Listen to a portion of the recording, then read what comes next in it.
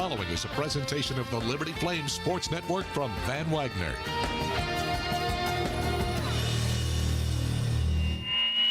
It's time for Liberty Flames Baseball on the Liberty Flames Sports Network from Van Wagner. The 2-1. Swing, ground ball, base hit, center field, and the Flames will walk it off! And this ball is driven to deep center field. Onto the track, at the wall, it's out of here! Camden Troyer goes into launch mode. In 2025, Liberty Baseball begins a new era with first-year head coach Bradley LaCroix. Our ultimate goal is to win championships, play in the postseason, and hopefully one day get to Omaha. With new coaches and a slew of new faces on the roster, these Liberty Flames are ready to show Conference USA they're here to win. We're going to be aggressive, hard-nosed, competitive, but just like I told the guys, we're going to have fun. We're going to enjoy this. Diving try, made the catch in left center field. 3-2, strike three. Called outside corner. Dylan Matheson with the strikeout to end it. Follow Flames baseball all season long, right here on the Liberty Flames Sports Network from Van Wagner. This is Liberty University Baseball on the Liberty Flames Sports Network from Van Wagner. You're locked into the Flames on Deck Circle, powered by Segra. Stay tuned for an in-depth look at today's game, including our daily chat with Flames head coach Bradley LaCroix, sound from the clubhouse, scores from around Conference USA, and more. Today's pregame coverage is presented by Segra, a proud partner of Liberty University. Segra offers customized business technology solutions. Learn more at Segra.com. Liberty Baseball is also brought to you by Carter Bank, life lived full. By Foster Fuels, providing reliable service for 100 years. Freedom First Credit Union, start banking for good with Freedom First today. Carl Miller Realty, caring, competent, trusted advisors. And by Lynchburg Nissan. Nobody beats our prices. Nobody. It's time for the Flames on Deck Circle, powered by Segra. Now we take you to the ballpark for exclusive pregame coverage of Liberty Baseball on the Liberty Flames Sports Network from Van Wagner. Pleasant good afternoon on this Sunday. It's time for Flames baseball once again as Liberty looks to sweep away a three-game series from Central Michigan here this afternoon in Lynchburg, Virginia. We welcome you to Worthington Field at Liberty Baseball Stadium and the Sid Bream Radio Booth. I'm Nick Pierce, and the Flames have won the first two games of this series. Liberty over Central Michigan yesterday by the final of 12-4 after taking game one here on Friday by a final of 9-5. Flames yesterday with those 12 runs and 16 hits tied season highs in both columns. Liberty used the long ball yesterday as well. Flames hit 4 home runs here, 2 of them off the bat of Nick Barone, a 3-run homer from Jackson Sorensen, and the 3rd home run of the year for Camden Troyer. Sorensen and Barone now among the league leaders in Conference USA in the top 5 for home runs hit, tied for 4th with 5 home runs apiece and tied for the lead on this ball club. But Flames now in the first 2 games of this series have really done great work with the sticks after Liberty had averaged about 3.5 runs per game in its previous 4 coming into this 3-game home series. Flames have put 21 runs on the board here against the Chippewas this weekend and now go to 10-4 on the season, getting ready to play game number 15 of this 2025 campaign. Central Michigan struggling mightily, to put it kindly. The Chippewas have now lost 8 straight ball games. They come into this with a record of 2-12. And look, we talked about this coming in. These are the games that you need to take care of business with if you're the Flames. If you want to be a good ball club, you look at the end of the year, the teams that have those gaudy win-loss records, they beat the teams they're supposed to beat. They beat teams that are struggling, that are under 500. Liberty beat Campbell, a team that was 4-7 going into that ball game on Tuesday. Central Michigan 2-10 coming into this weekend. This was a chance, and something that the Flames talked about. They need to go 4-0 this week and take some momentum into that big series at Clemson on Tuesday and Wednesday. And if Liberty rolls into that series 11-4, those games will be very significant. The Flames will have a chance to get themselves into the national discussion a little bit if they can take care of business today and then go win one or maybe even both of those games next week at Clemson. It will be a tall order. Tigers have lost only once this year, but not to look too far ahead. You look at the matchup here today. Flames and the Chippewas meeting for the third time this weekend. Liberty starting pitcher will be right-hander Dylan Matheson. Junior is 1-1 on the year with a .372 earned run average. He's 6th in the country in strikeouts coming in, 2nd in Conference USA with 30 punch-outs in 19 1/3 innings, just 6 walks. Matheson has done great work for the Flames. He got a no decision on Tuesday at Campbell, despite going 4 scoreless innings against the Camels. He'll get the ball here in the start today against Central Michigan. On the other side, the Chippewas will counter with a two-way right-hander, A.J. Kostick. He swung the bat a little bit this year. He'll be making his 3rd appearance on the mound, his 2nd start. He is 0-1 with a .491 earned run average. 4 walks, 5 strikeouts over just 7 1/3 innings. So not much of a true scouting report on Kostick. Flames will try to figure him out as they go throughout the afternoon. Liberty and Central Michigan, first pitch coming up at 1:05 Eastern here today on a sun-splashed Sunday afternoon. It's Bark in the Park day here with your Flames. If you're in the area coming out to the ball game, go ahead and put the leash on your dog and bring your pup along with you to the ballpark. Love to have you at Bark at the Park here. Join the Flames Pup Club as well. There's information on that downstairs. We'll talk more about it later on here on the broadcast as well. And temperatures should be stretching up near 60 degrees. We're in the low 50s right now where we'll be for first pitch. A little bit of a breeze pushing out to right field, but come on out, get yourself a seat and watch some Flames baseball here with us. Coming up on the Flames on Deck Circle, powered by Segra. We'll hear from Liberty head baseball coach Bradley LaCroix. We'll get his pregame thoughts today and what's made this offense click so far here in this series.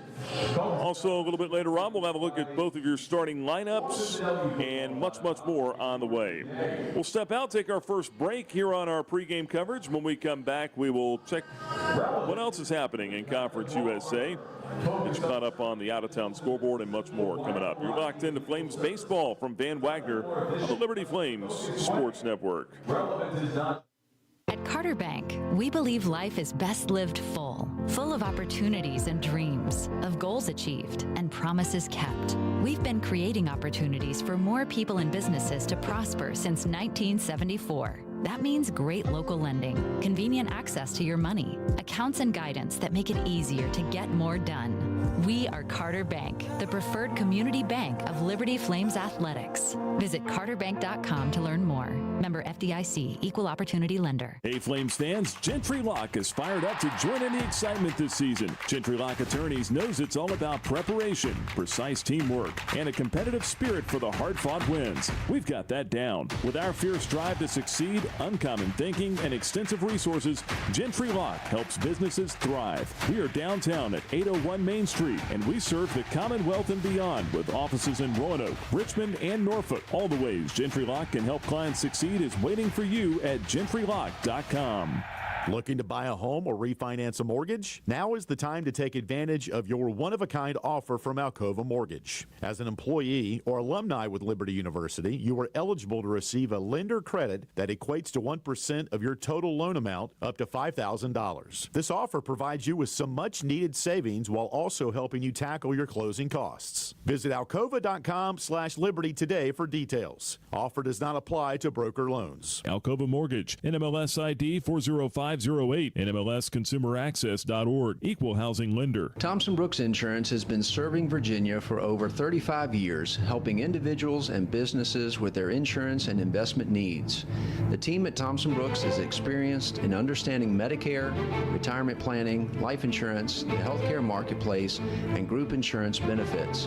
Call Thompson Brooks Insurance at 434-385-8500. That's 434-385-8500, or visit them online at thompsonbrooksinsurance.com. Thompson Brooks Insurance, planning today for tomorrow. At Carilion Clinic, the success of their employees is based on a culture that welcomes them and nurtures their growth. As the largest nonprofit employer west of Richmond, Carilion's team members are always learning and forever curious. Carilion is more than a healthcare system. It's a team of unique individuals doing what matters most, caring for the community. Visit CarillionClinic.org/careers and search their opportunities. Come join 13,000 employees who are Carilion proud.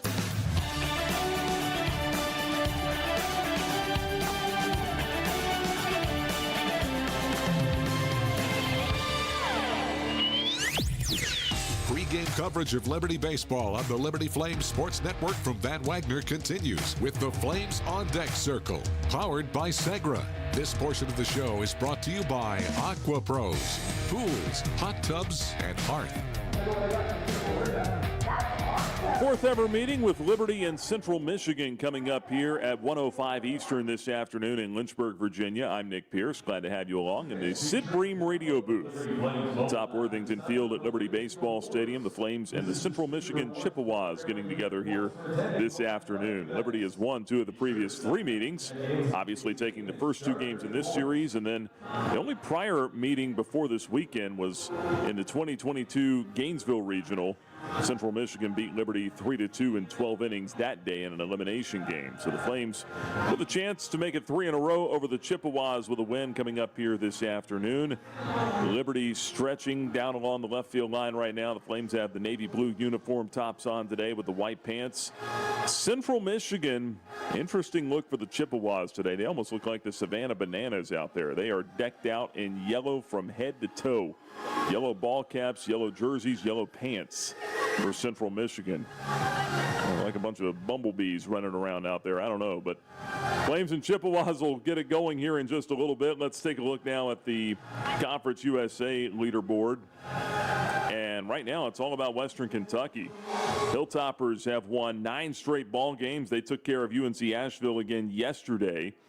And they'll go for the series sweep coming up today. Right now, you've got 7 of 10 teams in this league, however, that have winning records, and an 8th team that is at 500. New Mexico State at 7-7. Only 2 teams below 500. Kennesaw State 6-10. Sam Houston 3-10. But after that, Western Kentucky 14-1. FIU 12-4.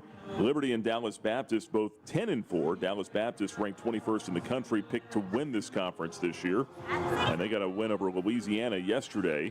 Jacksonville State at 10-5, Middle Tennessee 8-5, Louisiana Tech 9-6.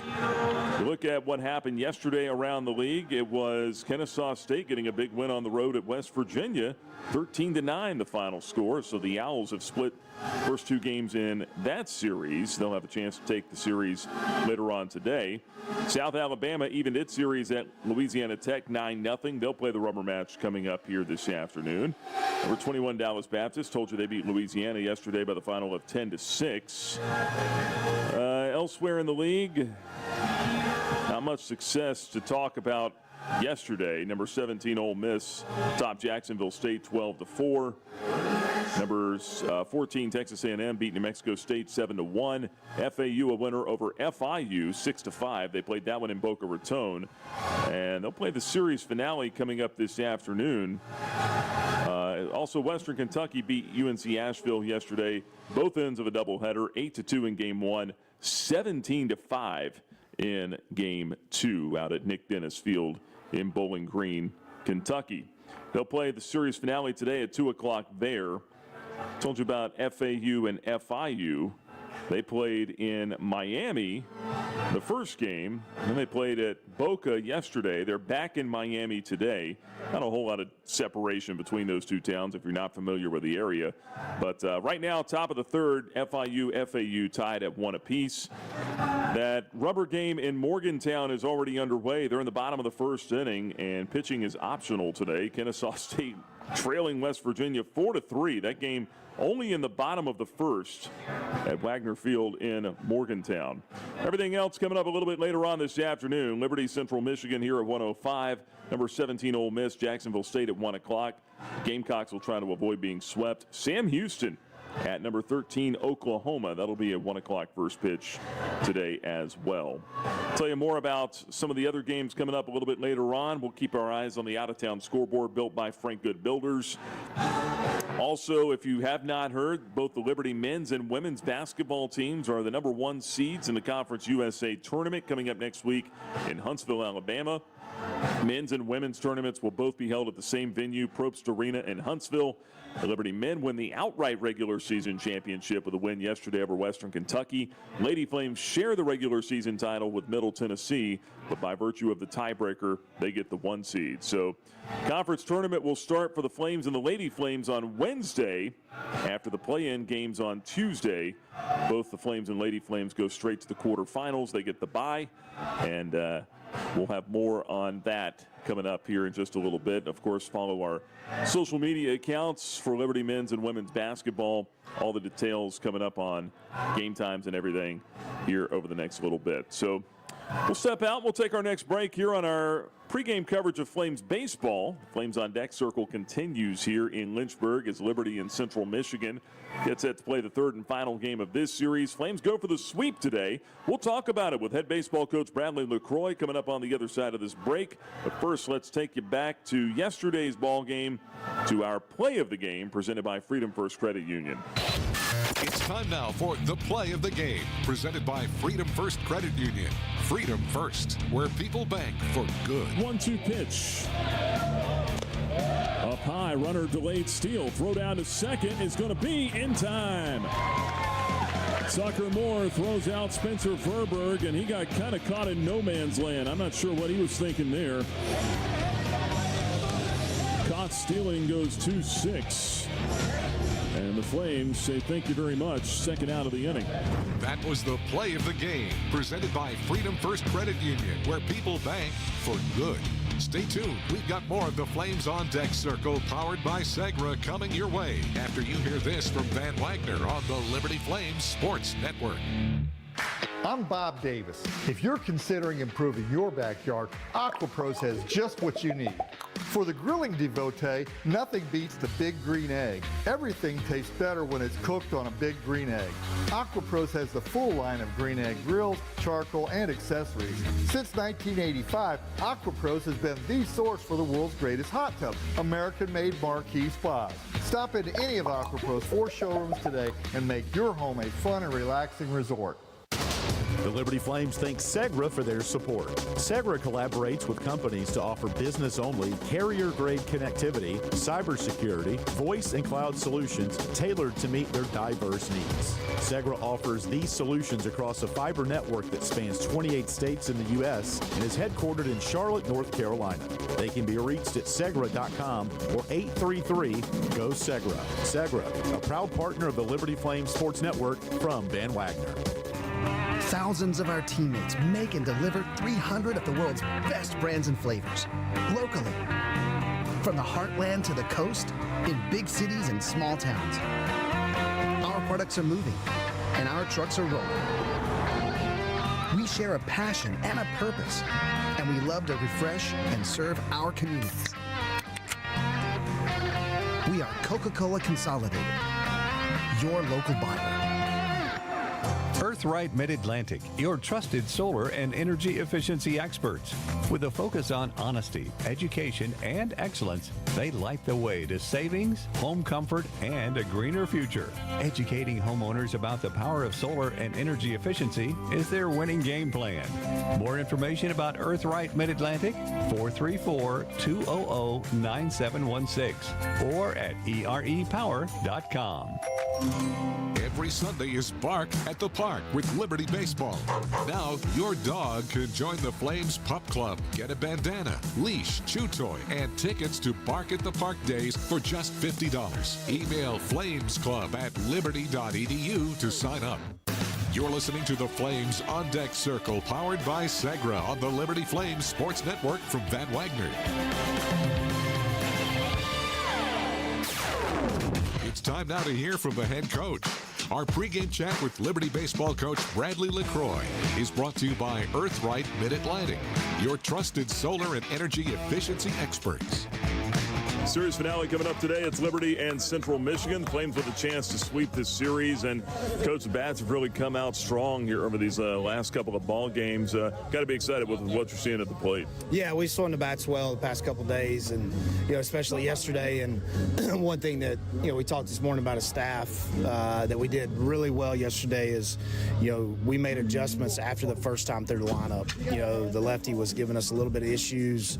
He had better command than we thought he was. We're swinging and missing at some fastballs, but second and third time through the lineup, we got good pitches hit. We did some damage, especially with some base runners on. So it was great to see that our guys, stayed with the approach throughout the game, and hopefully we continue going today. And it's somewhat complimentary too, isn't it? When you look at the pitching staff, and for the most part, they've been able to avoid the big innings here this weekend. Yeah, they did a good job, and all of the guys did yesterday.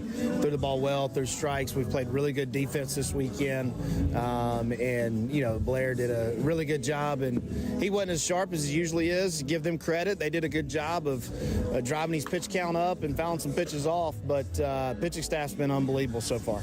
Yeah, there were a couple of those at bats, third or fourth inning, where it was 8, 9, 10 pitches. I mean, gritty at bats by them, but then good job by Ben not to give up anything. Yeah, absolutely. Several times he was an 0-2 count, and they brought it back to 3-2, whether they won it or he won it. But he gave the one run there in the second, but did an awesome job, especially after us scoring. He went out and put up zeros, gave them zero momentum in their dugout, and then obviously we cruised after that.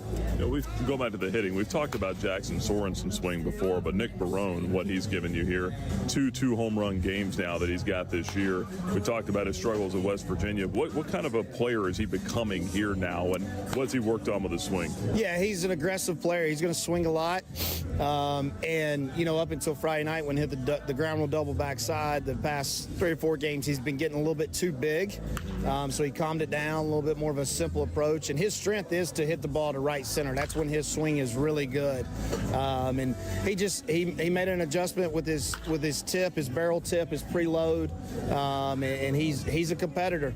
I think the biggest thing right now is he has a lot of confidence, which is key. He knows he's going to be in a lineup every day, and he's doing a great job for us. You go back to Dylan Matheson on the mound here today with a chance to close this thing out.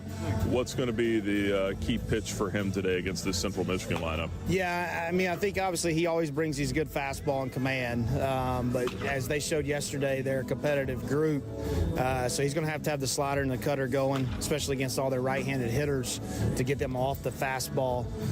But the key is throwing strikes and playing good defense. And Dylan's been really good for us this year. We expect him to go out and give us a good start. All right, Coach, appreciate the time. Good luck today. All right, thanks, Nick. That's the head coach, Bradley LaCroix. Stick around. We've got more of the Flames on Deck Circle after this. Frank Good Builders is a proud supporter of the Liberty Flames. Frank Good Builders and its partners design and build beautiful custom homes in the Lynchburg and the surrounding areas. From designing a plan to picking out fixtures, Frank Good Builders works with you to design and build your truly custom dream home.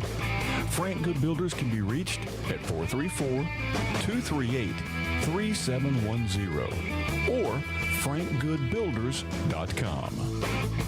Your business deserves a bank that values relationships and prioritizes customer service. Since 1979, First Bank and Trust Company has been delivering on these very commitments. Our bankers have been accessible, consultative, and provide a degree of understanding developed through years of commercial experience. First Bank and Trust has the expertise and capital to fund small and large projects up to $32 million. More information on First Bank and Trust and its services is available at firstbank.com. Member FDIC, Equal Housing Lender. Turn up the heat. Foster Fuels is a proud partner of Liberty Athletics. Fostering warm moments for 100 years, Foster has been providing exceptional propane and gas services throughout Central Virginia and surrounding areas. From propane to fireplaces and tank installs to tankless water heaters, Foster does it all. Visit fosterfuels.com or download the app to order fuel, pay your bill, and more. Get the customer service you deserve and turn up the heat with Foster Fuels and the Liberty Flames. The doctors at Crossroads Family Dentistry say go Flames and good luck this season. Stephen Hatch, James Peary III, Trey Woolwine, and Carol Roberts have over 50 years of experience serving Lynchburg and the surrounding area. Their dental office in Forest is open and ready to serve you. Crossroads Family Dentistry provides all family and cosmetic dental needs and accepts major dental insurances. They're located at 14761 Forest Road in front of Brauburgers. More information is available at crossroadsfamilydentistryva.com. Liberty Flames baseball is just around the corner. We're walking you up to first pitch with the Flames on Deck Circle powered by Segra on the Liberty Flames Sports Network from Van Wagner. Now it's time to find out who's hot. Presented by Foster Fuels.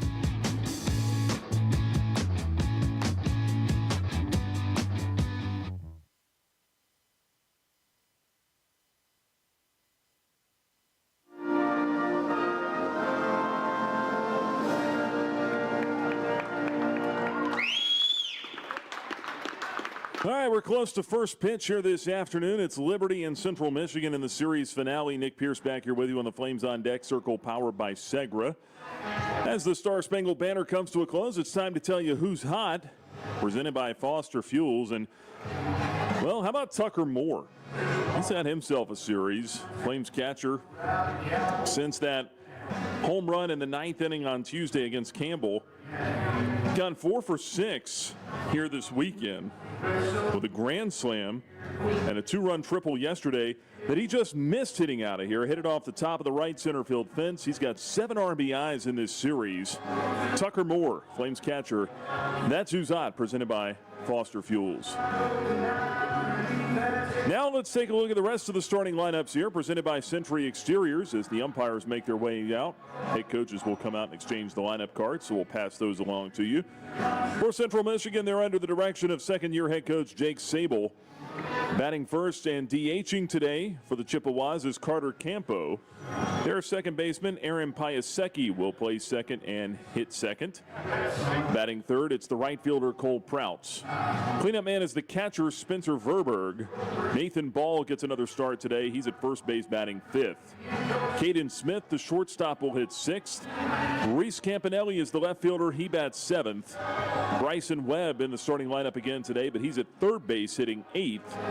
And Zach Knowlton will play center field and bat ninth. Campo, Piasecki, Prout, Verberg, Ball, Smith, Campanelli, Webb, and Knowlton. Starting pitcher is right-hander A.J. Kostick. For Liberty, they are 10-4 on the season under first-year head coach Bradley LaCroix in the leadoff spot. Playing first base, Riley DiCandido. Tanner Marsh will hit second and play short. Batting third, playing third, Jackson Sorensen. Cleanup man for the Flames is the left fielder Nick Barone. Camden Troyer will bat fifth and play right field. Hitting sixth, it's the DH Landon Seeley. Batting seventh at second base again today is the freshman Cal Early. Tucker Moore will catch and bat eighth. And Michael Robertson will play center field. He's batting ninth. DiCandido, Marsh, Sorensen, Barone, Troyer, Seeley, Early, Moore, Robertson. For the Flames on the mound, it's junior right-hander Dylan Matheson. Starting lineups presented by Century Exteriors. Coming up, we've got the first pitch for you. Game 3 of this series, Flames go for the sweep next. You're listening to Liberty Baseball from Van Wagner. First pitch is just moments away. Today's first pitch is presented by Relevant Law. You've been listening to the Flames on Deck Circle powered by Segra. Coming up, we've got the ball game right here on your home for Flames baseball, the Liberty Flames Sports Network from Van Wagner. What's important isn't that Freedom First has been in business since 1956. What's important is how we've been doing business since 1956. Since day one, we have been accountable to our members, not stockholders. We make loans that cost less, offer savings plans that pay more, and give back to our community. And that hasn't changed. What has changed is our ability to serve you with more locations and more technology to simplify your financial life. Freedom First. It's a place where anyone in our region can bank for good. Are your feet preventing you from living life? Hi, I'm Jonathan Cotton, and you may have heard my Good Feet story, how I love my arch support so much that I bought the store. Since then, thousands of customers have found relief from foot, knee, and back pain. I love to hear their stories of walking, running, and just enjoying their new life pain-free. Don't let foot, knee, or back pain keep you from living the life you love. Come into the Good Feet store for your free fitting and test walk. Visit goodfeet.com for the location nearest you. We look forward to seeing you soon at the Good Feet store. 11 West is a proud sponsor of the Liberty Flames. 11 West specializes in apparel screen printing, embroidery, sew-on, and flat printing. From the design phase with their graphics arts team to the finished product, 11 West collaborates with each client to craft custom apparel and promotional products. For more information, visit 11west.com, call 540-639-9319, or stop by their location at 6598 New River Road in Radford. 11 West, outfitting America and logo wear. Score big at Haley's Appliance and Haley's Outdoor in Lynchburg with major brands of appliances that will make your house feel like a home and outdoor equipment to have your yard looking its best. Haley's puts customer service first. They deliver and service all of the products they sell and will take care of the process from start to finish. Log on to Haley's.com today for product availability. Haley's Appliance and Haley's Outdoor in Lynchburg is a proud sponsor for Liberty Flames Athletics. This broadcast of Liberty University Athletics is authorized under rights granted by Liberty University to Van Wagner Sports and Entertainment and is intended solely for the entertainment of our listening audience. The accounts, descriptions, and broadcasts may not be transmitted in any form without the express written consent of Van Wagner Sports and Entertainment and Liberty University Athletics. The announcers are selected by the Liberty Flames Sports Network and approved by Van Wagner Sports and Entertainment.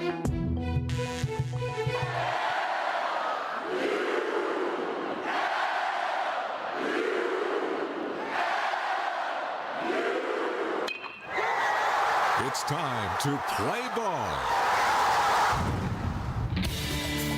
You're listening to live play-by-play coverage of Liberty Baseball on the Liberty Flames Sports Network from Van Wagner. Today's game is brought to you by Segra, a proud partner of Liberty University. Segra offers customized business technology solutions. Learn more at Segra.com. Liberty Baseball is also brought to you by Carter Bank. Life lived full. By Foster Fuels, providing reliable service for 100 years. Freedom First Credit Union. Start banking for good with Freedom First today. Carl Miller Realty. Caring, competent, trusted advisors. And by Lynchburg Nissan. Nobody beats our prices. Nobody. Now let's take you out to the ballpark for the call of the game. This is Liberty Baseball on the Liberty Flames Sports Network from Van Wagner.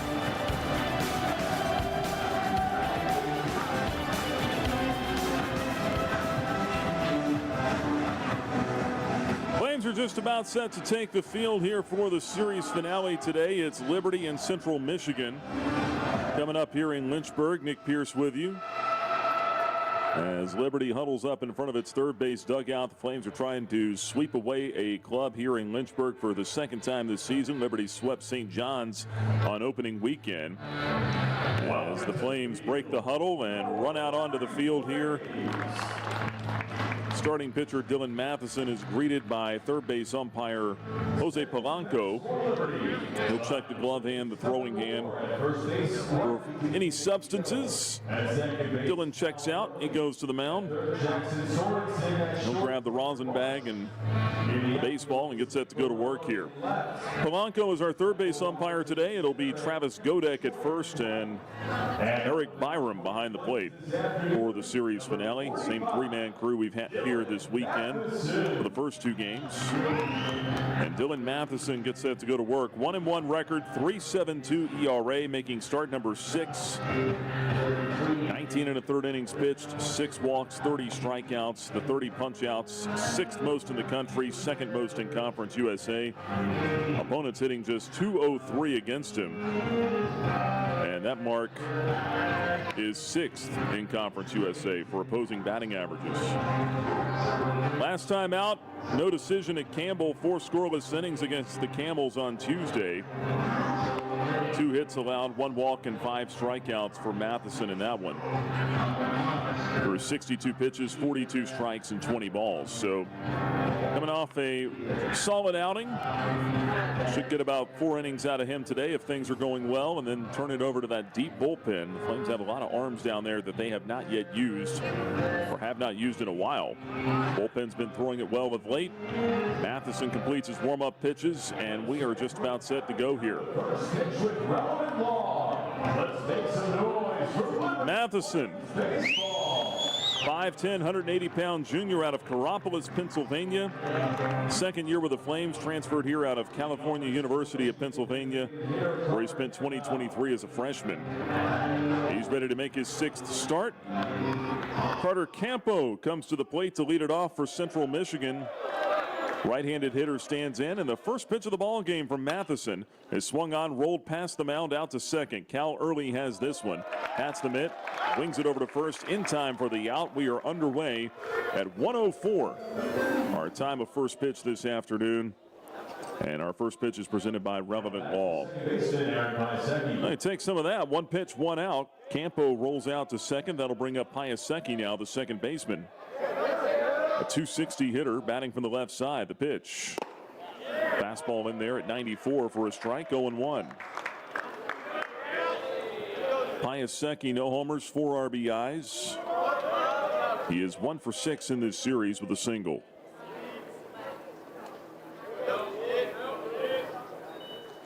Next pitch. Fastball stayed off the outside corner at 93. Even count, 1-1. Central Michigan's not done a whole lot of hitting in this series. Haven't done a whole lot of hitting for the season, as this one's lifted foul back, 1-2 the count.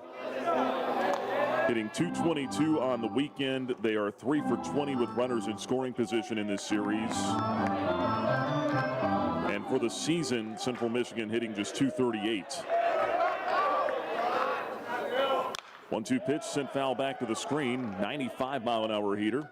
Piasecki gets a piece. It's still 1-2. I thought they had some gritty at bats yesterday, though, especially in that 4th inning against Ben Blair. They drove his pitch count up.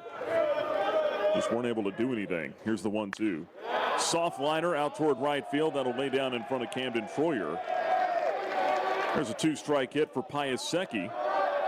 He takes a cutter and pulls it into right. 1 out single, and that'll bring up Cole Prout.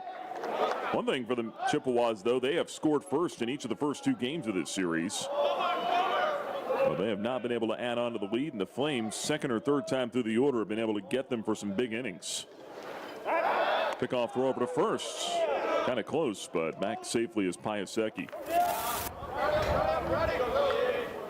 Central Michigan in the all yellow or gold jerseys here today. We'll go yellow. It's bright yellow.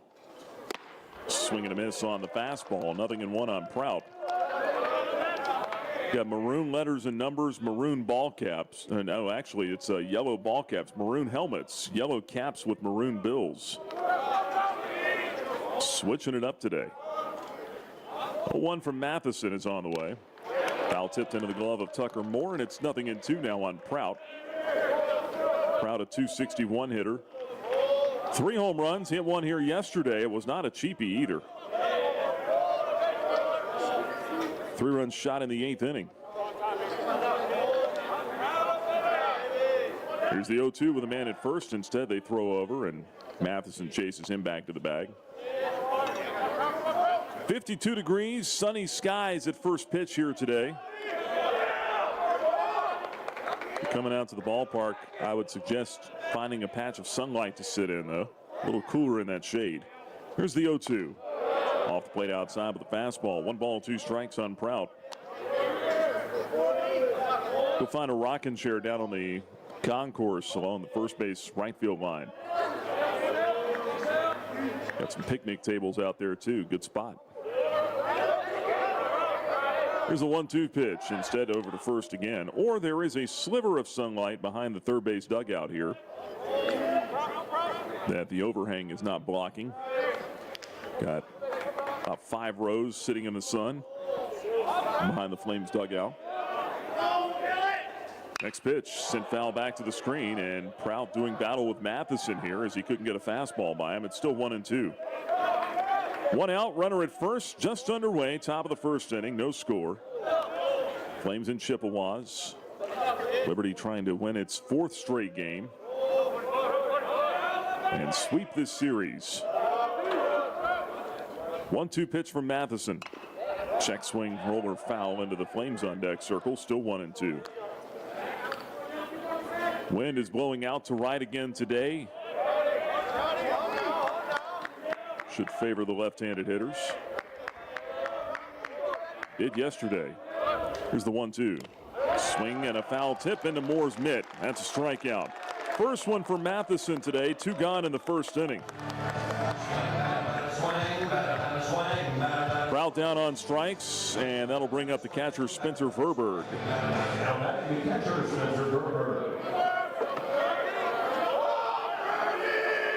Verberg, 3 hits on the weekend. That's tied for the most on this ball club. He's 3 out of 7 in the series.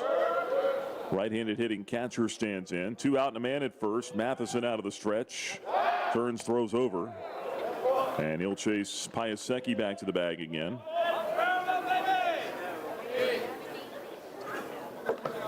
Verberg hitting .286 with a couple of home runs on the year. 4 extra base hits, 6 RBIs. The pitch, lunge and a miss. Down a strike, 0-1.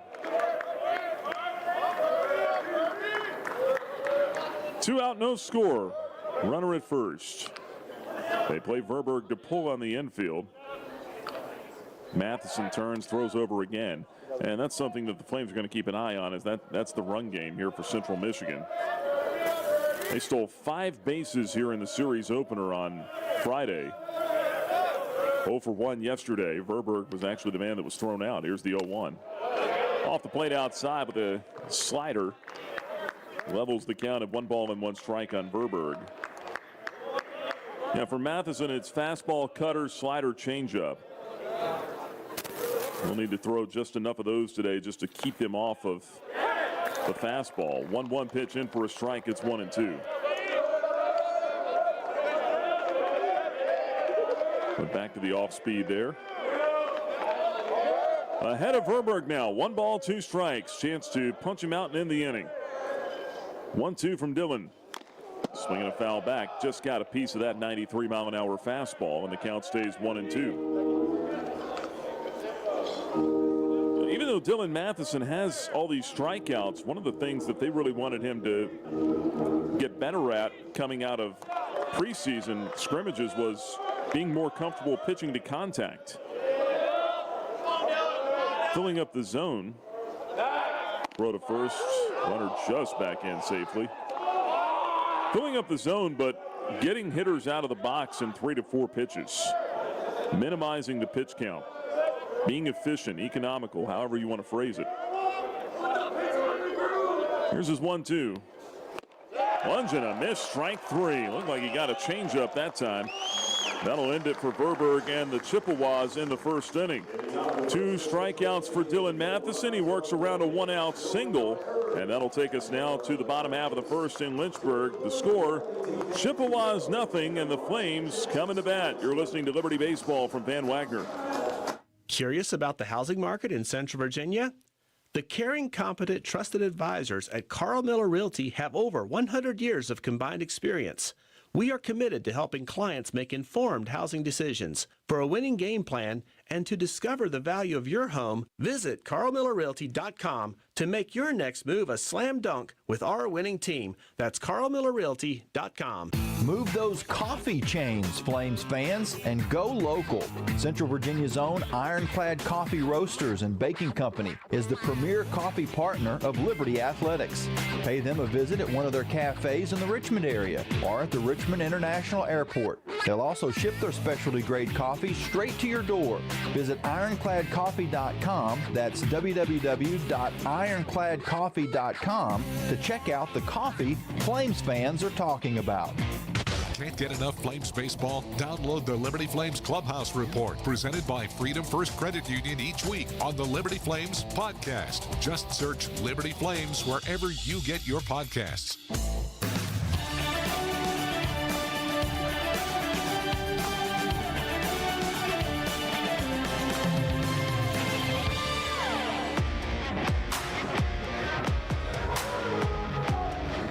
Liberty and Central Michigan scoreless as we move to the home half of the first inning in Lynchburg. Third and final game of the series before the Flames head out on the road for 2 this week. Liberty taking on a 12th-ranked Clemson team that has lost only once. So a big challenge coming up for the Flames, but a chance to sweep away these Chippewas first. And to do it, they'll have to go through right-hander A.J. Kostick on the mound for Central Michigan. He's a junior. He's 0-1 on the year with a 4.91 ERA. Making his second start and his third appearance. He faces Riley DiCandido to lead it off here for the Flames. Left-hand hitter takes first pitch for a strike. 89-mile-an-hour fastball, 0-1. DiCandido hitting .227 on the year. Average starting to creep back up for him. Had a good weekend. 5 RBIs and a home run here on Friday. The 0-1. Came back with another fastball, but that one missed low and in. 1 ball and 1 strike on Riley DiCandido. Big game on Friday. He moved back into the leadoff spot. 1 for 2 yesterday with a couple of RBIs and 2 walks as well. Here's the 1-1. Off the plate, low and in. Fastball at 87. 2 balls and a strike to DiCandido. He is 4 out of 5 with a home run and 7 RBIs in this series. 6 for his last 12 overall. 2-1 pitch. Chopped toward first and off the glove of the first baseman, rolling away from ball and out into right field. E3. And the Flames have a base runner to begin things in the bottom half of the first inning. Well, Central Michigan has not put on a Tommy Mansky clinic either on the defensive side. That's their 17th error of the season.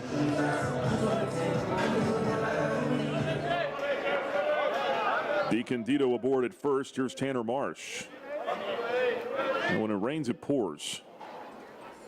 If you're the Chippewas, swing and foul back, 0-1. They are certainly hoping better days are ahead.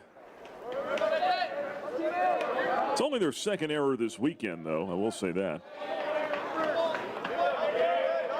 No balls and a strike on Marsh. .276 average. Still looking for his first home run. 7 knocked in. Takes off the plate outside here. 1 ball and 1 strike.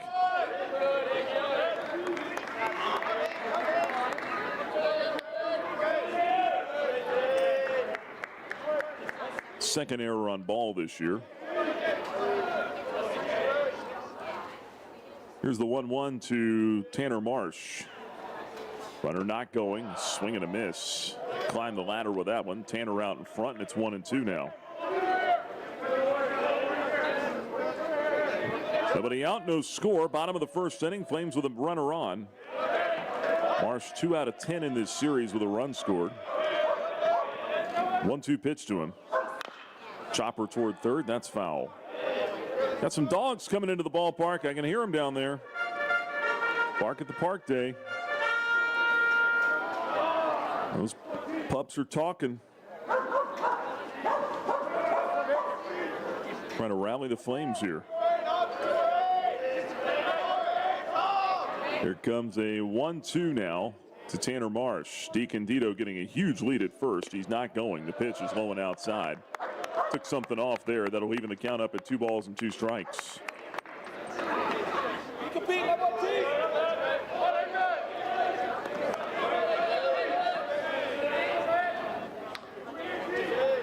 From the stretch. 2-2. Lunge and a miss, strike 3. Got him on a fastball away. Marsh down swinging. Didn't look particularly good on that swing either. He chased a bad ball. That's out number 1 in the first. And brings up Jackson Sorensen.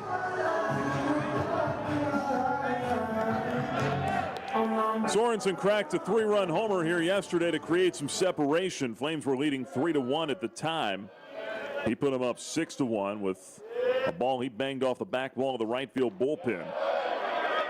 Left-handed hitter takes outside, ball 1. Sorensen hitting .309, 5 home runs, 17 RBIs.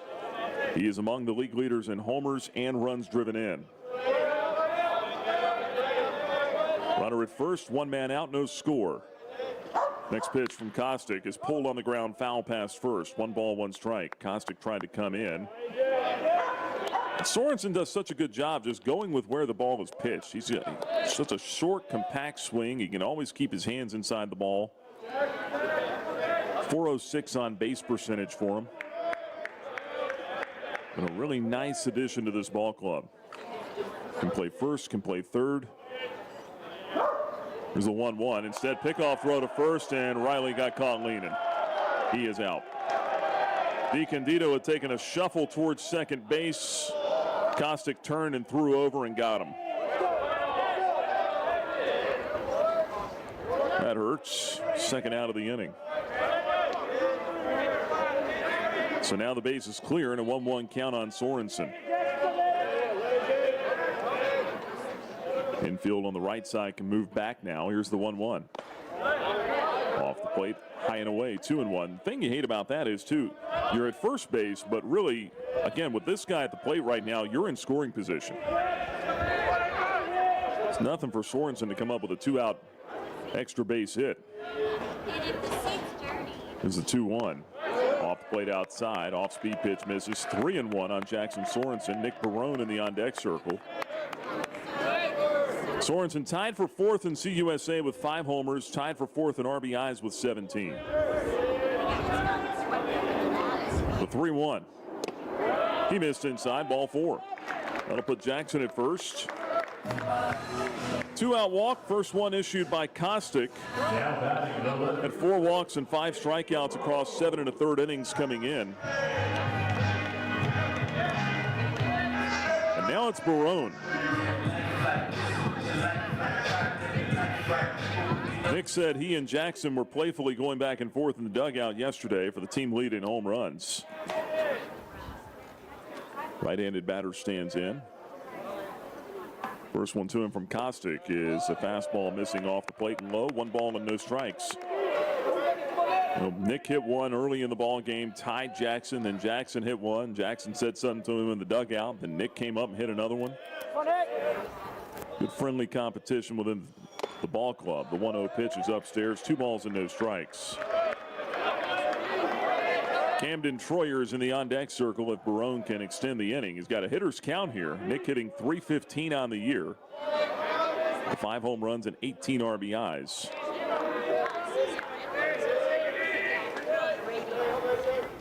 Next pitch, swung on, high bouncer left side. Third baseman Webb has it. Pegged to first in time, and that'll end the inning. The Flames cannot get anything across in the first. 5-3 on the putout. 1 runner stranded for Liberty. That'll take us now to the top of the second in Lynchburg. The score, 0-0 on the Liberty Flames Sports Network from Van Wagner. True Flame fans know where to shop to show their pride. Shop LibertyFlames.com. We're your one-stop shop for official Liberty Flames merchandise. Plus, all orders ship free. Go red, white, and blue and visit ShopLibertyFlames.com today. That's ShopLibertyFlames.com. ShopLibertyFlames.com is a proud sponsor of Liberty Athletics. For all your Liberty Flames apparel needs, visit ShopLibertyFlames.com today. When it was time for my family and I to buy and sell our houses, we knew exactly who to call, and that was Jason Porter with Legacy Realty and Development. Hi, this is Nick Pierce, encouraging you to do what we did. Make the easy decision and call Jason Porter for all of your real estate needs. Thanks, Nick. And Flames Nation, let's talk about how we can serve you. Call or text me today, Jason Porter, at 434-258-8827. That's 434-258-8827, or email me at jasonporterrealestate@gmail.com. Thanks, and as always, go Flames.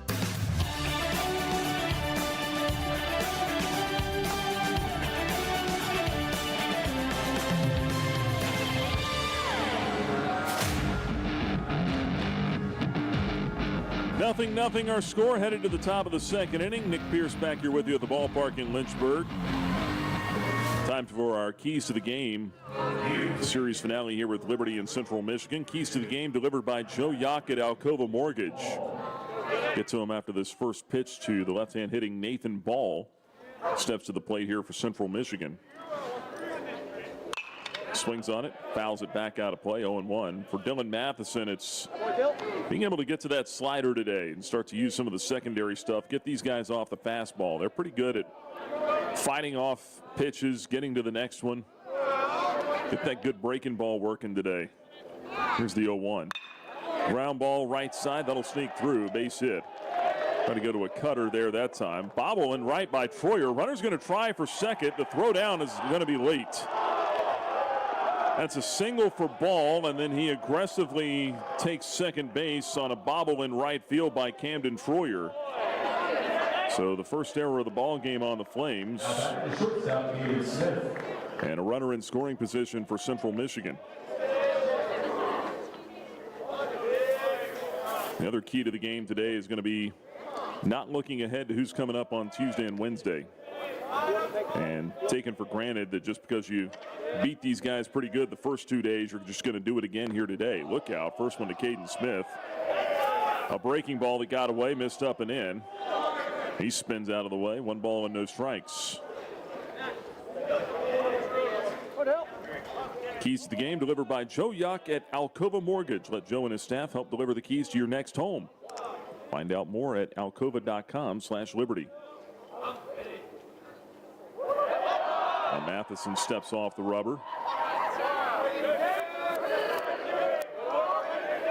Disengagement.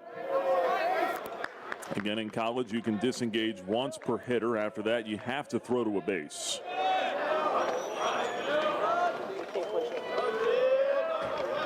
Matheson checks second. Here's his 1-0. That's in there for a strike. 91-mile-an-hour fastball in the outer half. It's 1-1 now on Caden Smith. 265 average, no homers, 3 runs knocked in. Stretching the 1-1. Line drive, base hit left field. That might get a run home. They're going to send him. Here comes the throw from Barone. Ball trying to score, and he will. Throw is cut off. Base hit and an RBI for Caden Smith, and Central Michigan for the 3rd straight day scores first. 1-0 Chippewas in the second. Well, it hadn't mattered so far this weekend. We'll see if it does today, but Central Michigan is off to another pretty good start here. 2 base hits to start the inning. The error hurts Liberty. And Reese Campanella is the batter now, the left fielder hitting from the right side. Pitch to him is low and outside. 1 ball and no strikes. Campanella started the first game of this series on Friday, went 0 for 3. Did not play yesterday. 0 for 3 with a couple of strikeouts Friday. Sitting .235 on the year. A throw over to first, and the runner gets back. Central Michigan trying different lineup combinations, just whatever they can, try to spark things here. You know, it's ironic. I told you coming into this series, they had been outscored 15-2 in the first inning. Throw over to first, runner back. The Flames have outscored them 21-9 in the series coming in, but none of that had been in the first inning.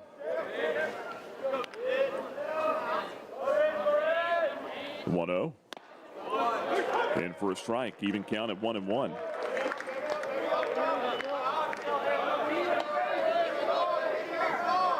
In fact, Central Michigan in its first 12 games had scored first only 4 times. They've scored first in all 3 of these. 1-1 pitch, swung on, high fly ball, right center field, should be playable. Camden Troyer is over, throws up the glove, wraps it in leather. And back to first goes Smith. That's the first out of the inning. So Campanelli retired. That'll get the third baseman Bryson Webb to the plate now. Now back to the third baseman Bryson Webb. With the Flames trailing this one 1-0.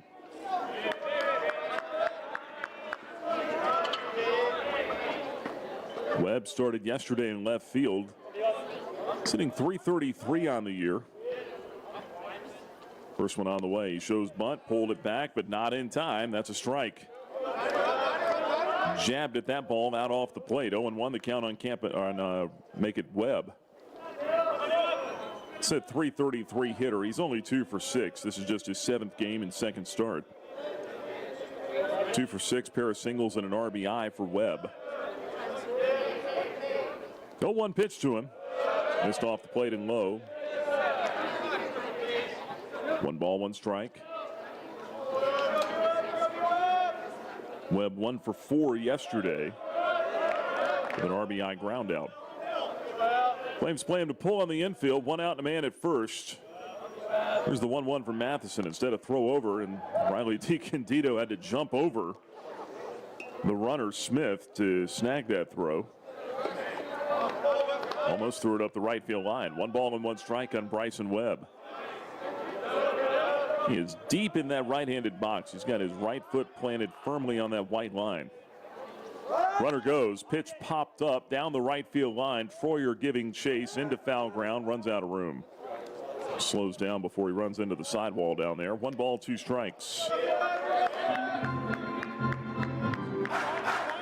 Look at the Ortho Virginia injury report. So I see Camden out there thinking about his brother Gavin. He's on the shelf with a bad shoulder this year. Won't see him play, but Brandon Dahlman, Flames reliever, also out with an ankle injury for the foreseeable future. 1-2 is fouled off. Still a ball and 2 strikes on Webb. Didn't get any update on Josh Swink today. He was hit by a line drive here on Friday. It bruised up on him yesterday, I understand. Don't know if he'll make his next start or not. I think they were anticipating he will, but kind of a day-to-day thing. He stayed in the ball game after he got hit on the hip. Finished the inning. Here's the 1-2 now to Webb. There's a line drive out toward left field. That'll lay down for a base hit. Runner stops at second. It's 3 hits in the inning now off Dylan Matheson. That went off looked like a cutter that time. 2-strike cutter. He singles to left. And Zach Knowlton is the batter. Talked about being able to go get the secondary stuff. Well, maybe not locating it as well as he'd like to right now. Knowlton stands in from the right side. He's hitting .265. Only 1 out, runners first and second. Knowlton shows bunt. He did pull that back. Takes a ball high and outside, 1-0. Fastball missing up and off the plate.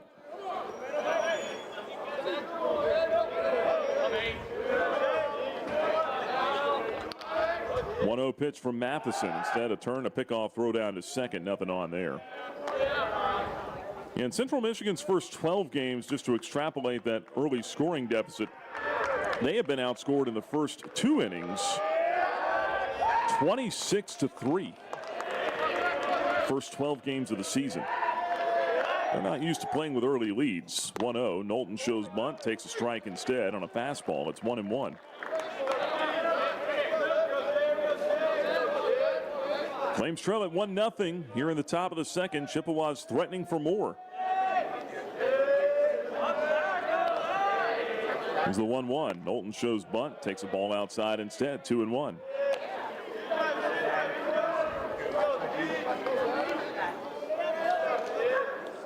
Be a little surprised if Knowlton's trying to sacrifice here. He may be trying to bunt for a hit. 1 out in the inning. 2-1 pitch, squares around, gets it down this time to the third base side, and he's going to have a base hit. Matheson came over, tried to barehand it. He cut in front of Jackson Sorensen. Not the best move there. Dylan, even if he picks that ball up, would not have had a play. Sorensen may have had a play, but it was going to be tough. That was well bunted by Knowlton. And now the sacks are full with still only 1 out. And Bradley LaCroix, the Flames head coach, is headed out to the mound. Actually, was that Andrew C. that went out? I think that's C, actually. Got the hoodie on today. Pitching coach out, talking to Matheson. LaCroix down on the top step of the Flames dugout, making notes on his clipboard. Trying to settle things down here a little bit. Now Central Michigan threatening for the big inning. They have loaded the bases with 1 out, a run in. And back to the top of the order now with Carter Campo. But again, they have struggled mightily in these spots this weekend when they've had opportunities. They're 3 for 20 with runners in scoring position in the first 2 games. Campo 0 for 1 stands in. Lunge and a miss at the first pitch. Down a strike 0-1. It looked like Dylan went to the cutter there that time.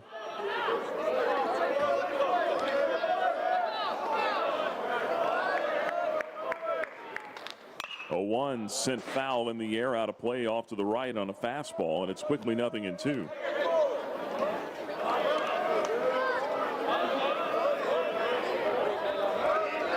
A strikeout here would be huge. Flames have the infield back, hoping for a double play ball as well. 0-2 pitch, strike 3 called. Got him looking on a front door slider. Campo out of there on strikes on 3 pitches. 2 out in the second. Well, there's the strikeout. Now Matheson and the Flames are an out away from avoiding the big inning. Something they've done a good job of this weekend. 1-0 Chippewas, 2 out, bases loaded. Here's Piasecki, the second baseman. Takes a fastball up and inside. 1 ball and no strikes. 3 strikeouts for Dylan Matheson.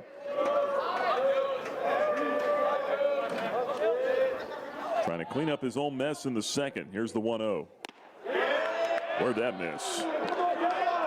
92-mile-an-hour fastball. Looked to be about right down the middle or inner half. Called ball 2, 2-0.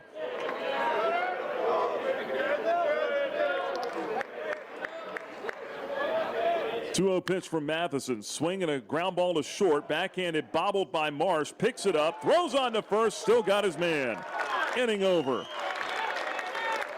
Marsh didn't pick it cleanly, but he knocked it down right next to his glove, and he was able to throw out Piasecki to end the inning. And that'll do it for Central Michigan in the second. Chippewas do get a run on 4 hits, an error, and the bases left loaded. We'll go down to the bottom of the second in Lynchburg. Central Michigan on top of Liberty, 1-0. The President's Day sales event is happening now at Lynchburg Nissan, and the savings are monumental. Get historically low rates, up to 130% of fair KBB for your trade, and unbeatable offers on 2025 models. Plus, every new Nissan comes with our 1,000,000-mile powertrain warranty, giving you peace of mind for the road ahead. Don't wait, these historic deals won't last. Stop by Lynchburg Nissan today, or visit us online to claim your savings. Lynchburg Nissan, home of the 1,000,000-mile warranty. Don't wait, these historic deals won't last. Owned and operated by a Liberty alum, Larry's Tire and Auto Repair offers complete auto service, including tires, preventive maintenance, and more. Larry's Tire carries all major brands and is open from 8 a.m. to 5 p.m. Monday through Friday. Larry's Tire has 2 locations in Lynchburg and at Able Tire in Concord.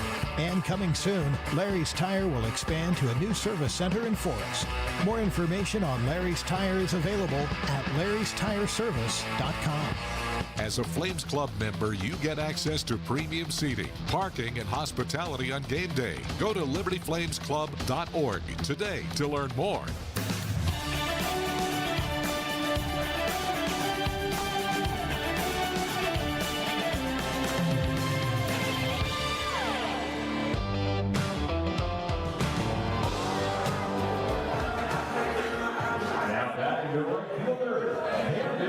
Nothing ball game. Central Michigan on top of Liberty as we go to the bottom half of the second inning. Run on 5 hits for the Chippewas. Flames are still looking for their first hit. Each team has an error so far. Here's Camden Troyer to lead it off for the Flames.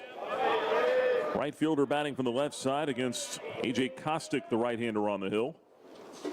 And he takes the first pitch for a strike, 0-1. Troyer's got the average back up now to 288. He's had a good weekend. 3 home runs, 12 RBIs for the senior from Greenville, South Carolina. Here's the 0-1. Sent high in the air, foul out of play to the left. It's quickly 0-2 on Troyer. Clemson transfer. 3rd year with the Flames. And he'll get to play at his old stomping grounds coming up next week, Tuesday and Wednesday. It'll be homecoming for a lot of guys. Here's the 0-2 to Troyer. Slow wind, and he misses high with a fastball. 1 ball, 2 strikes. Troyer played at Clemson in 2022, along with his current head coach, Bradley LaCroix. He was one of the assistants there on that club under Monty Lee. 1-2 pitch upstairs, 2 balls and 2 strikes. Eric Bakich is the head coach at Clemson now.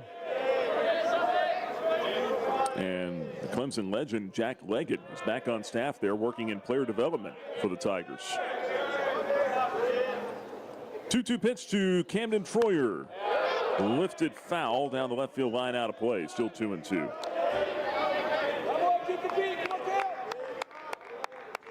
One 1-0 lead for the Chippewas over the Flames.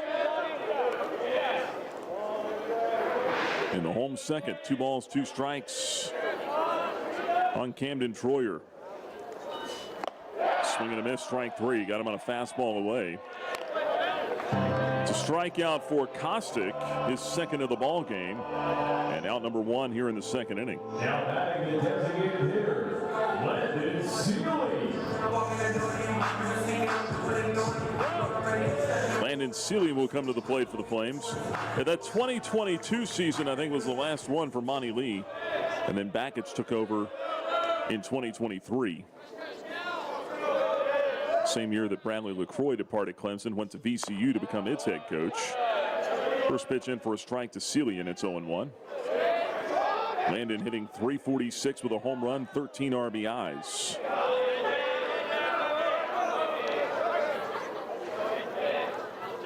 A 1 pitch on the way. Swung on, missed, 0-2. Couldn't get a breaking ball there.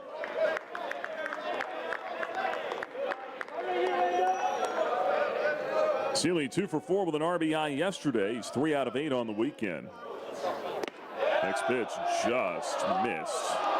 Breaking ball must have been a little low. Chippewas dugout barking about that one. 1 ball, 2 strikes.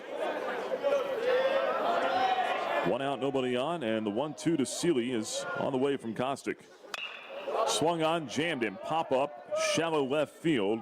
Campanelli coming in, and he dropped it. Called off the shortstop, then dropped the baseball. That's the 3rd error of the ball game between the 2 clubs. Second one on Central Michigan. East 7. Runner at first, 1 out. That'll bring up Cal Early. Talked a little bit about it yesterday, the conditions here, the wind, the sunlight. If you're not used to playing on this field, it can mess with you a little bit, especially in the outfield. Cal Early, freshman second baseman, bats from the left side, takes ball 1 away.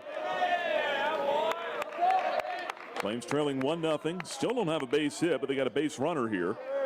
And a good one at first base in Seeley. 1-0.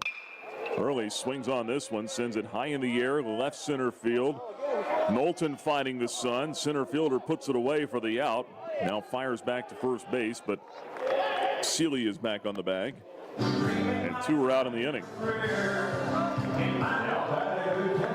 Well, here comes the red-hot Tucker Moore.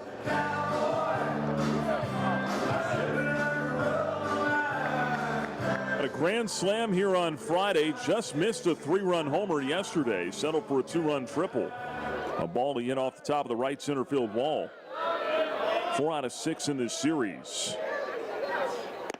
And the first pitch to him is taken low and outside. 1 ball and no strikes. And he's 4 out of 6 with 7 RBIs.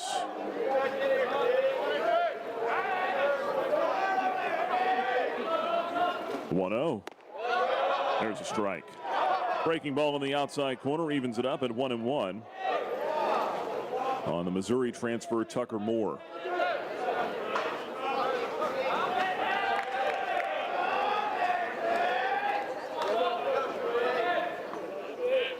Check of the runner at first. Kostick with a 1-1. That one just missed. Fastball, a touch low. 2-1 on Moore. Maybe a touch off the outside corner, either one. Sealy, modest lead at first. 2-1 pitch is popped up. Right side of the infield, Piasecki drifting over toward the line. Can he find it? Yes. Makes the grab for out number 3, and the Flames are set down in the second inning. No runs or hits. 1 Chippewa error and 1 runner left on base. We'll go to the top of the third in Lynchburg. Still 1-0 Central Michigan. You're listening to Flames Baseball from Van Wagner. It's a new era for Liberty Flames baseball. First-year head coach Bradley LaCroix is ready to lead the Flames to new heights. Our ultimate goal is to win championships, play in the postseason, and hopefully one day get to Omaha. With a fresh roster and a clean slate, the Flames are taking aim at the best teams in Conference USA. Deep to left. Be at Worthington Field at Liberty Baseball Stadium for all 31 home games. Season tickets at libertyflamesbaseball.com. You're listening to Flames Baseball on the Liberty Flames Sports Network from Van Wagner. Now, for a look at the out-of-town scoreboard built by Frank Good Builders. 1-0 here in Lynchburg. Central Michigan leads Liberty. Third and final game of this series. Chippewa is trying to salvage 1. Check the out-of-town scoreboard now, built by Frank Good Builders, and we'll start with Flames softball just across the street. Number 22 Liberty beating up on Kennesaw State today. 8-0 Lady Flames lead the Owls. Conference USA series opener for the Lady Flames, and they are looking like they are on their way to a sweep. 8 runs, 6 hits for the Lady Flames today. Check out some Conference USA baseball scores here in just a moment as Cole Prout comes to the plate now for Central Michigan. Takes the first pitch outside from Dylan Matheson. 1 ball and no strikes. Middle of the order due up. 3, 4, and 5 hitters. 1-0 pitch, high and away. 2-0. Some games in action this afternoon around the league. 2-0 pitch, low and in. 3 balls and no strikes. West Virginia beating Kennesaw State 5-3. They're in the top of the 5th inning. 3-0 pitch. There's a strike. Outside corner with a fastball. 3-1. FIU trails at home to FAU 5-2. They're in the top of the 7th. 3-1 pitch in there with a fastball for strike 2. And Dillon's worked it full now. 3 balls, 2 strikes on Prout. Right-hander's payoff pitch. Pop foul back out of play. Still 3-2. Jacksonville State trailing 1-0 at number 17 Ole Miss. They're in the top of the 3rd. Number 13 Oklahoma has a 1-0 lead over Sam Houston. Prout skies it foul down the left field line out of play. Still 3-2. Sam Houston and Oklahoma in the bottom of the 2nd in Norman. Out-of-town scoreboard built by Frank Good Builders. That is ball 4, just missing a little low and in to Cole Prout. First walk issued by Matheson. And the leadoff man is on for a 2nd straight inning. Now back to catcher Spencer Verberg. So Prout walks. Here is Spencer Verberg now, the catcher. 0 for 1 with a strikeout so far today.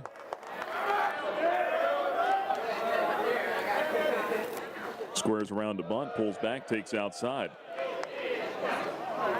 1 ball and no strikes. And those uniforms are loud. That bright yellow down there that Central Michigan has on today. There's a bunt by Verberg and a diving, tumbling catch by Tucker Moore. Coming out of his crouch, gets up, throws down to first, and they doubled off Cole Prout for the 2nd out of the inning. Wow, Prout was all the way down to 2nd base. And he gets doubled up at first on a spectacular tumbling grab by Tucker Moore. Flames turn 2 out and the bases clear in the third inning. Nathan Ball, the hitter, takes outside, ball 1. Those are the kinds of things that happen to you when you're 2-12.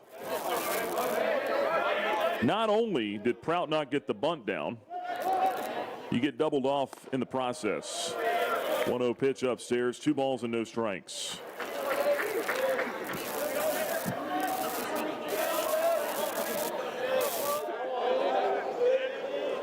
Here's a 2-0 pitch. Swung on, foul tipped into the catcher's mitt. 2-1 the count.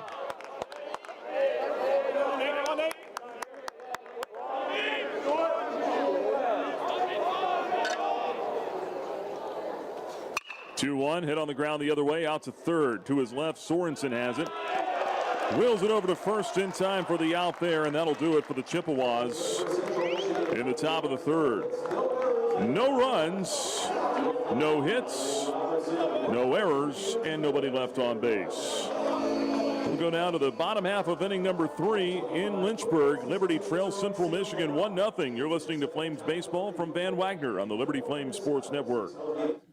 Peary and Woolwine Family Dentistry say go Flames and good luck this season. Peary and Woolwine Family Dentistry provides dental health services including dental implants, cosmetic dentistry, extractions, and more. Their office treats patients of all ages and accepts major dental insurances. Peary and Woolwine Family Dentistry is located at 2229 Mural Road next to EC Glass High School in Lynchburg.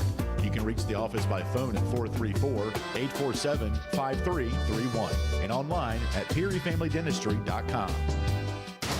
The Liberty Flames thank Segra for their support. Segra collaborates with companies to offer business-only, carrier-grade connectivity, cybersecurity, voice and cloud solutions tailored to meet their diverse needs. Segra offers these solutions across a fiber network that spans 28 states in the U.S. and is headquartered in Charlotte, North Carolina. They can be reached at Segra.com or 833-GO-SEGRA. Segra, a proud partner of the Liberty Flames Sports Network from Van Wagner. Flames baseball is on the air. You're locked in to the Liberty Flames Sports Network from Van Wagner.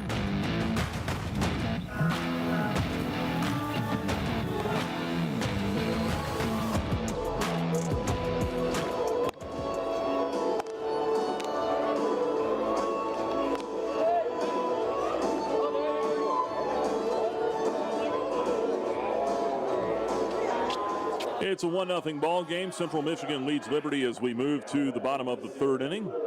Nick Pierce with you from Lynchburg this afternoon. 9-1 and 2 hitters coming up for the Flames. Still looking for their first base hit. Michael Robertson will lead it off at the plate. Had a tough weekend. Comes in hitting 173. Trying to get out of a funk he's in right now. Senior center fielder stands in. Shows bunt on the first pitch, takes it inside to the backstop. 1 ball and no strikes. Robertson 0 for 8 this weekend with 4 strikeouts. He is 3 for his last 28 at the plate. 7-game span. 1-0. Called a strike outside corner even though Verberg dropped it. 1-1. Not that it can't be a strike if the catcher drops it. It's just a lot of times that prevents you from being able to frame it there for the umpire. So you don't often get that call. 1-1 to Robertson. Here it comes from Kostick. Outside, fastball at 87, 2-1. Robertson, a young man with Liberty ties. His dad, Wayne, played football and tennis here in the early 90s. Sister graduated here 2 years ago, nursing degree. Outside, ball 3, 3-1. Mike's the youngest of 4 kids.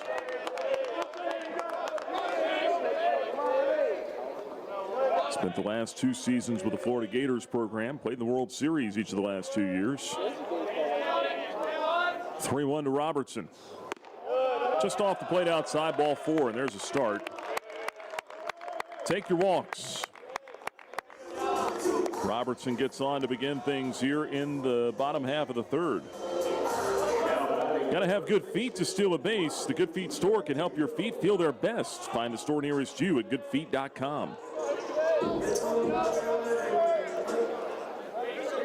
Top of the order now, here is Riley DiCandido. Left-handed hitter takes the first pitch for a strike. Fastball in there, 0-1. Flames down a run, 1-0 in the bottom half of the third. They can turn that around quick, though. Here comes the 0-1. Line drive down the right field line. That's going to lay down for extra bases. Right fielder over to cut it off. Robertson motors all the way around to third. DiCandido sliding into second.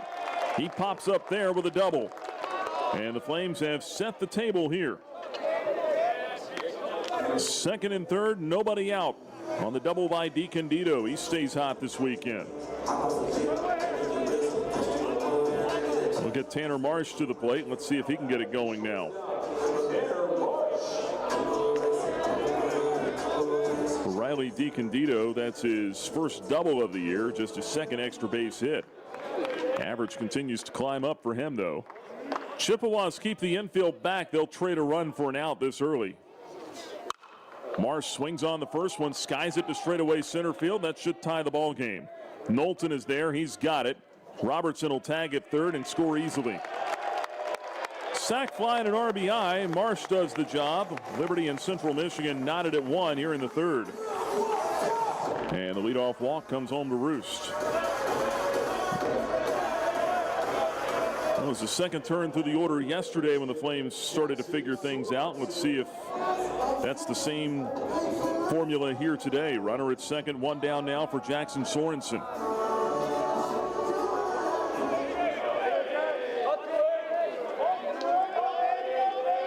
Left-handed hitter digs in. He takes the first one high and away. 1 ball and no strikes. Sorensen reached on a walk his first time up. A hit by DiCandido, the first for the Flames today.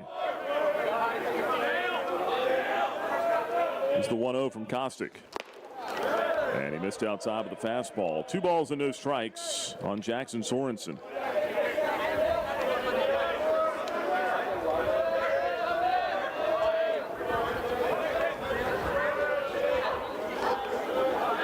Stretching the 2-0 on the way. Over in ball 3. Missed with a fastball, and he's behind now 3-0. Gotten himself into a couple of bad counts this inning. He walked Robertson on 5 pitches.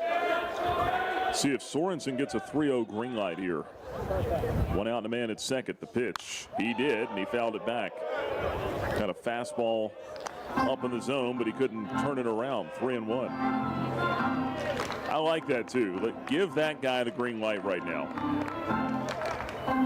Older player, trust him with a good swing decision. Made a good decision, just couldn't square it up. 3-1 pitch. Will be going again here. Not on that one. Ball 4. Too high. Fastball up out of the zone. Sorensen will take a walk down to first, his second of the ball game. And that'll get Nick Barone up there. Well, one of those guys, I mean, it's, you know, 1 in one hand, 6 in one hand, half dozen in the other right now with Sorensen and Barone, as well as those two are going. First and second, 1 man out, a run in. Liberty and Central Michigan knotted at 1. Here in the home third, and Jake Sable, the head coach, is on his way out now for the Chippewas. The entire infield will join this conversation. No one down in the bullpen for Central Michigan, so this is a social call or reset, however you want to look at it, for the Chippewas here.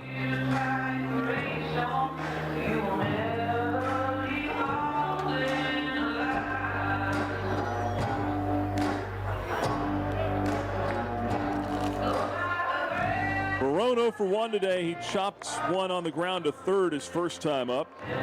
Doesn't want to do that here. A ground ball right at someone likely ends the inning.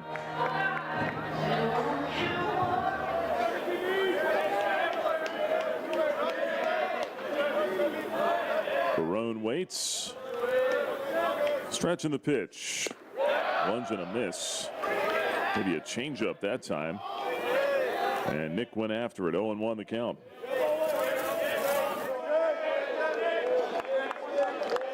Runners at first and second, one gone. The 0-1. Just missed off the plate outside with a fastball. 1 ball and a strike on Nick Barone, the West Virginia transfer. 4th in the league in RBIs. Extra base hit here would give the Flames, or even a base hit would give the Flames the lead. 1-1. Pop foul back out of play. It's ball and 2 strikes now. You got DiCandido at second, Sorensen at first. 2 pretty decent runners. They play Barone to pull on the infield. 1-2 pitch. Just missed. Fastball low and just off the outside corner. 2 balls, 2 strikes. Eric Byram, the home plate umpire, has not been really giving that call to either side today. Here comes the 2-2 now. On the way. Pop foul off to the right, out of play. Still 2 balls and 2 strikes on Barone. Talked to Nick after the ball game yesterday. He had 2 home runs. Second 2-homer game of the year. He also had a 2-homer game at Duke. Flames 12-4 win there. 2-2 pitch. Here it comes. Line shot, foul. That almost picked off a teammate down the third base line. Who was that down there? Somebody was outside of the dugout. Looked like he was coming back down from the bullpen. Seth Way, one of the Flames pitchers. Saw his life flash before his eyes. Here comes a 2-2 again to Barone. There's a line shot into straightaway center field, but playable for Knowlton. He throws up the glove and makes the grab. No advance from the runners, and that's out number 2. Hit it hard, but hit it right at someone. And that'll bring up Camden Troyer.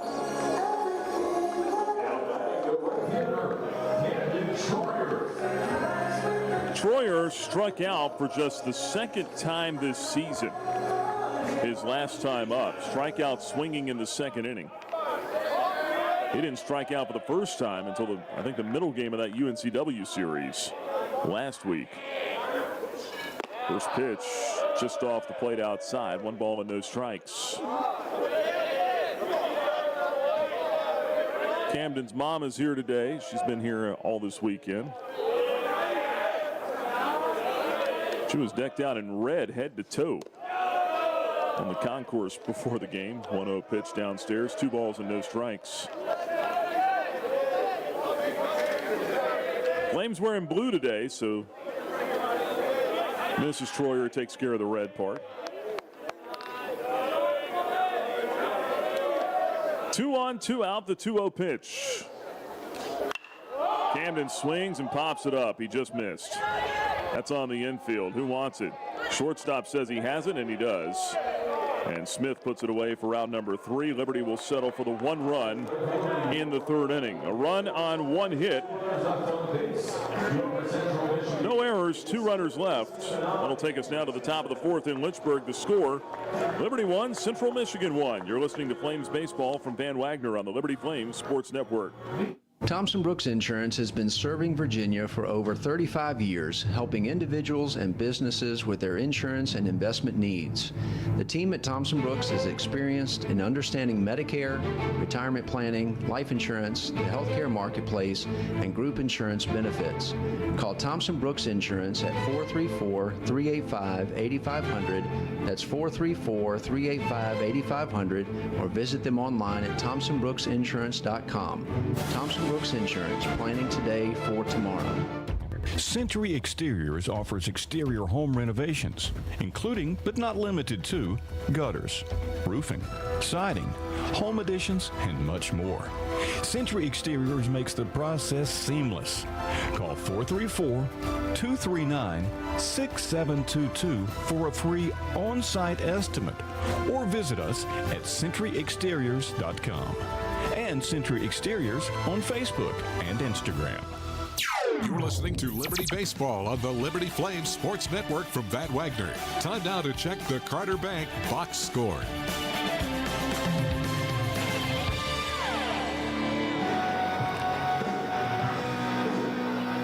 we go to the top of the fourth inning. It's Liberty and Central Michigan tied at 1. Flames trying to sweep this series here this afternoon. Check of the box score presented by Carter Bank. Chippewas have a run on 5 hits, 2 errors, 4 left on base. Flames with a run on 1 hit, 1 error, and Liberty is stranded 4. Central Michigan got its run in the second inning. Top of the second on a Caden Smith RBI single to left field. Flames answered with a sac fly in the bottom of the third inning off the bat of Tanner Marsh. And now a pitching change for the Flames as well. Right-hander Jack Frankel is on. Dylan Matheson done after 3 innings today. And the freshman righty takes over. First pitch swinging by Caden Smith. Hits it on the ground to third. Jackson Sorensen plenty of time. Fires it over to first base in time for the out there. 1 man gone on 1 pitch for Frankel here in the fourth. Frankel threw the ball really well his last time out. That was at Campbell when he also followed Dylan Matheson. Ended up getting the win. First of his collegiate career. First pitch to Reese Campanelli is a ball outside, 1-0.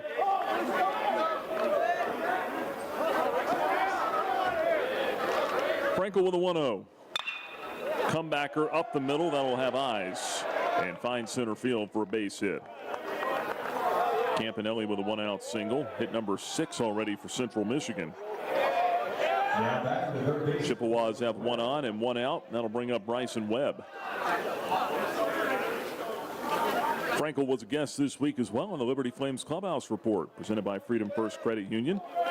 Download the podcasts from our Liberty Flames podcast channel, wherever you get your podcasts. First pitch to Bryson Webb misses low and in. 1 ball, no strikes. Also had Tucker Moore on the pod this week. Still access those interviews on Apple, Spotify, or our Liberty Flames mobile app, or libertyflames.com. Pickoff throw over to first. Runner gets back with a dive. Frankel out of Plano, Texas, was originally committed to Mississippi State. He talks about flipping that commitment, coming here to Lynchburg. Here's the 1-0 pitch. Outside and low, 2 balls and no strikes. Had actually committed to the previous coaching staff here at Liberty. And Scott Jackson departed. Talked with Bradley LaCroix pretty early on in the process, and Andrew C., especially Coach C., that's the guy he works with the most. 2-0 pitch, sinker misses low, 3-0. Felt like this was still the best place for him to be. 3 balls, no strikes on Webb, a runner at first and 1 out. We are in the fourth in a 1-1 game. 3-0 from Frankel, and that's over but low, ball 4. Misses with another fastball. A walk will put him at first and second now. And the Chippewas are threatening to try to retake the lead here. 1-1 game, 2 on, 1 out. And Zach Knowlton comes to the plate.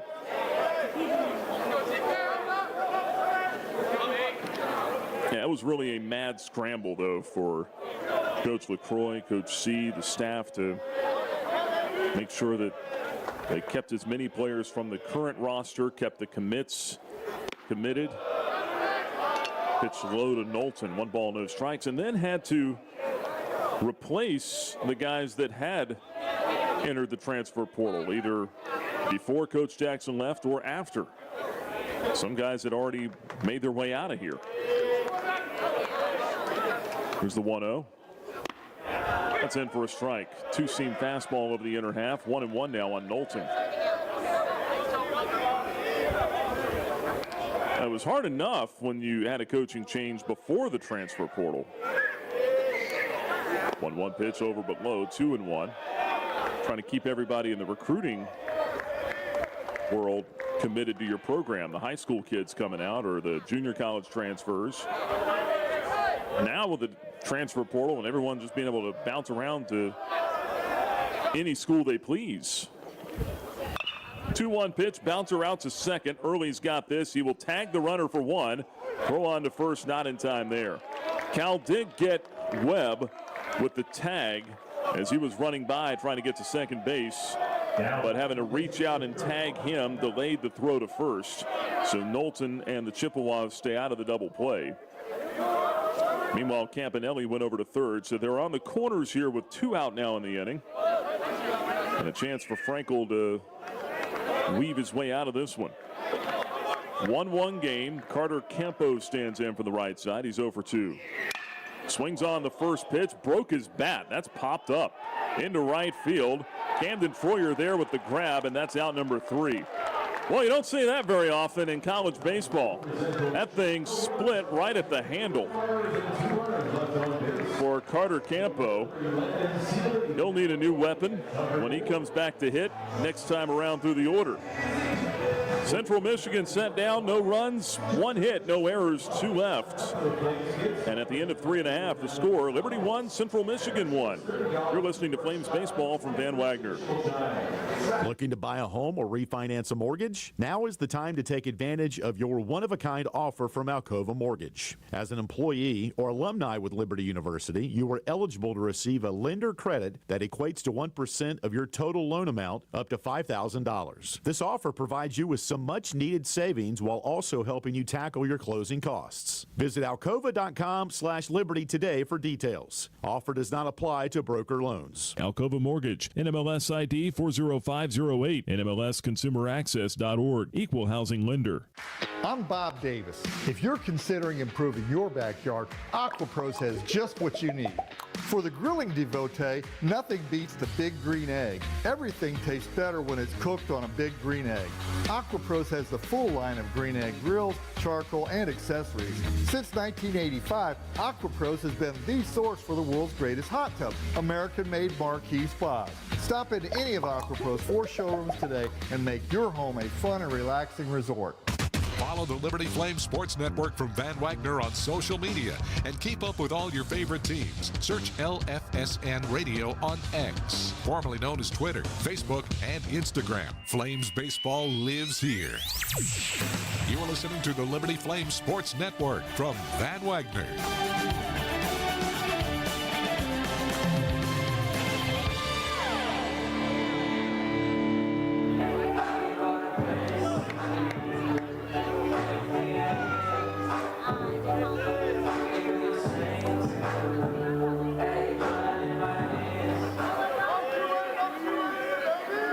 Landon Sealy leads things off for the Flames as we go to the bottom half of the 4th inning in a 1-1 ball game. First pitch swinging, popped up, foul territory. Will it stay in play over by the third base dugout? It's on top of the dugout. Takes a big bounce there. Strike 1 on Sealy.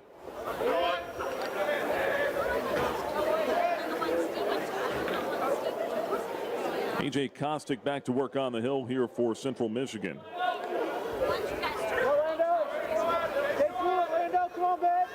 Chippewas have left 6 men on through the first 4 innings. They have a run on 6 hits to this point. Flames with a run on 1 hit as Sealy waits on an 0-1 pitch here. Kostick misses low and outside. 1 ball and 1 strike on Landon Sealy, the Flames DH.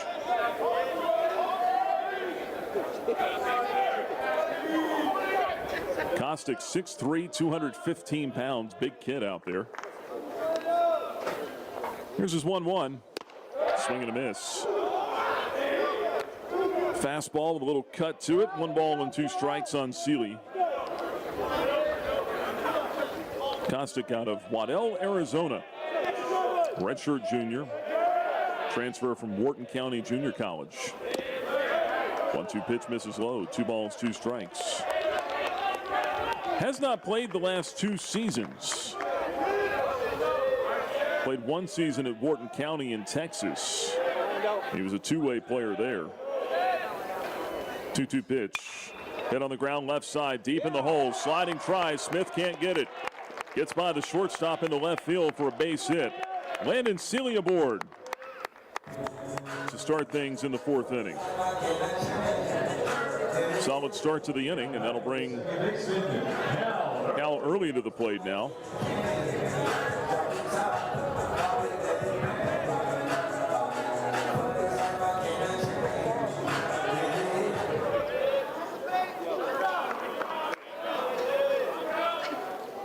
at-bats from the left side.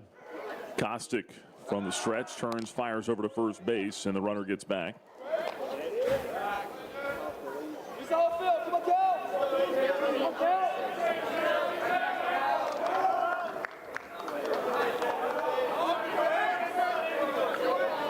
1-1 game. Let's see if the Flames are trying to move the runner here. Throw over again. And I think that's what Central Michigan's trying to see here as well. Are they going to sacrifice here with Early at the plate? Everyone playing back right now. Kostick again turns, throws over to first, and again, Landon is back in with a dive.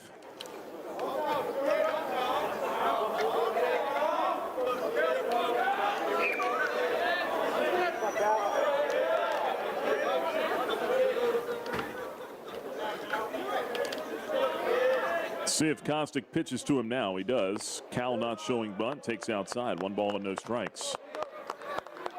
Wondered if the Flames might try to play a little small ball here. Tucker Moore on deck. He's been swinging a good bat. 1-0 Early with a big cut and a miss. Couldn't get that one out away from him. Evens the count up at 1 ball and 1 strike.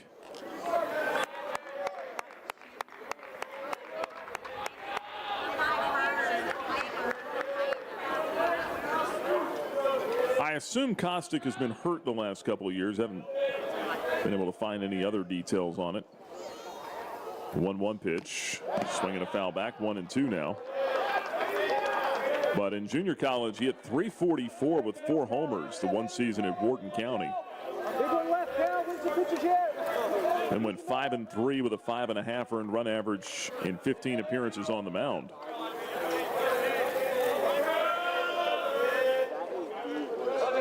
Here's the 1-2 instead to first. And again, the runner gets back safely there. Flames and Chippewas tied at 1 in the bottom half of the 4th inning.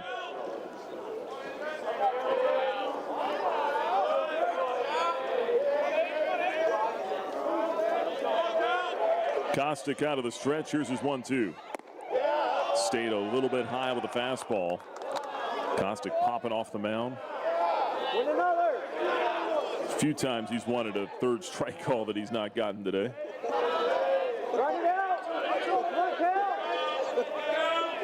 He'll try it again. The 2-2 to Early. Going outside. And a full count. 3 balls, 2 strikes on the freshman second baseman, Cal Early. See if he can help himself here. Early 0 for 1. Flied out to center his first time up.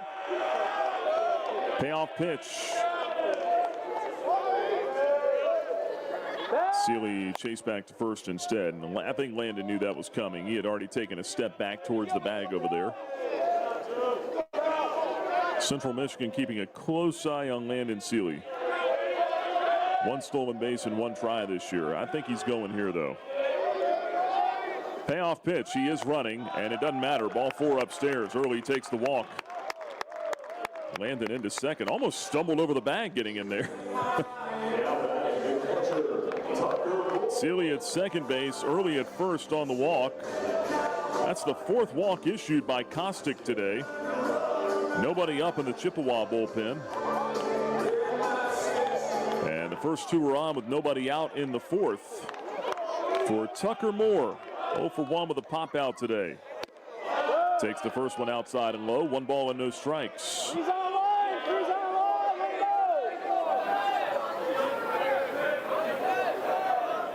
Outfield straight away.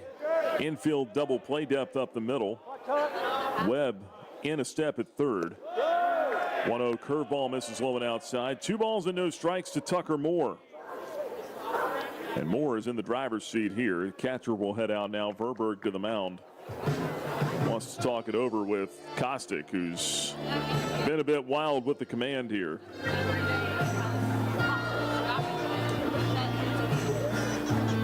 Flames and Chippewas tied at 1. In the home half of the 4th inning.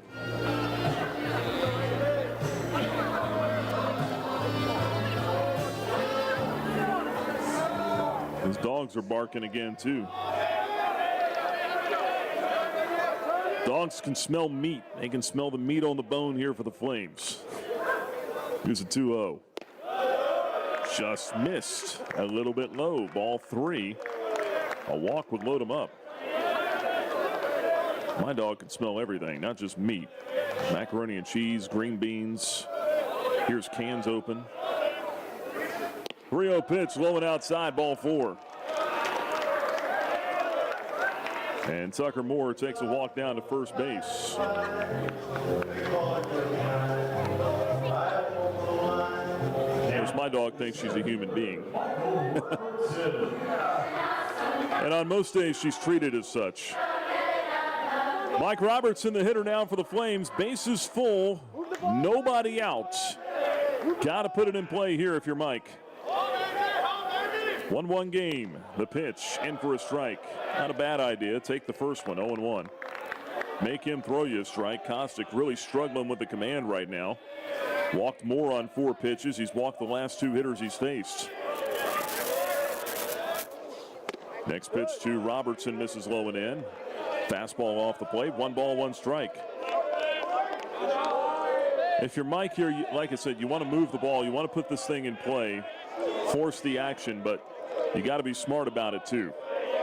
Corner infielders in. 1-1 pitch. Swing and foul back. You got a good cut there on a fastball, but could not square it up, and it's a ball and 2 strikes on Robertson. Mike reached on a walk and scored the only run for the Flames back in the 3rd inning. Came in on Marsh's sac fly.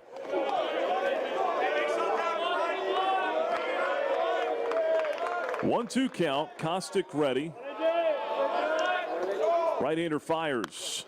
This ball swung on, popped up, shallow left center. Might be deep enough. Left fielder's there. Campanelli has it. Runner will tag and score from 3rd. Seeley comes home. It's a productive out for Robertson. Sac fly and an RBI gives Liberty the lead. Flames on top 2-1 in the 4th. Everybody else holds tight. That is such a quality at bat from Mike Robertson. A guy who's up there, we know he's struggling right now. He's not getting a lot of hits lately. Gets behind in the count and does just enough to lift a fly ball and do a job. Here's Riley DiCandido. First pitch fastball up and in, 1 ball and no strikes. And when you play the game the right way like that, and when you do the little things correctly, the hits will start coming again. But that's just a veteran, selfless player right there. Here's the 1-0. Beat into the ground, foul by DiCandido. It's a ball and a strike. That's fine. Bradley LaCroix probably as thrilled with that at bat as any in the ball game right now. That said, he'd love for DiCandido to split a gap right here. 1-1 count. Pitch with 1 out. And he got plunked. DiCandido hit by a pitch for the 8th time this season. He got nicked on the elbow there, it sounded like. He'll go to first, hit by a pitch. There is a right-hander loosening in the bullpen now for Central Michigan, as Kostick has reloaded the bases, and that's going to be his last hitter. Kostick sticks his face in his glove. Says Rackafrats. Goes back up the back slope of the mound and looks at his head coach, Jake Sable, coming out, who's already made the motion to the bullpen. Flames have them loaded with 1 out and 1 in the 4th. Liberty leading Central Michigan now 2-1. Haley's Appliance and Outdoor brings us this call to the bullpen when we come back. It's a new era for Liberty Flames baseball. First-year head coach Bradley LaCroix is ready to lead the Flames to new heights. Our ultimate goal is to win championships, play in the postseason, and hopefully one day get to Omaha. With a fresh roster and a clean slate, the Flames are taking aim at the best teams in Conference USA. Deep to left, and out of here! Be at Worthington Field at Liberty Baseball Stadium for all 31 home games. Season tickets at LibertyFlamesBaseball.com. Flames Nation, this is Liberty men's basketball coach Richie McKay. The McKay family are proud Flames Club members and invite you to join in training champions for Christ on and off the court. Whether you're at the game or cheering from home, your support is valuable and directly impacts our student athletes. Membership starts at just $75 and comes with great benefits like access to premium seating, hospitality, and parking privileges. Join today. Visit libertyflamesclub.org.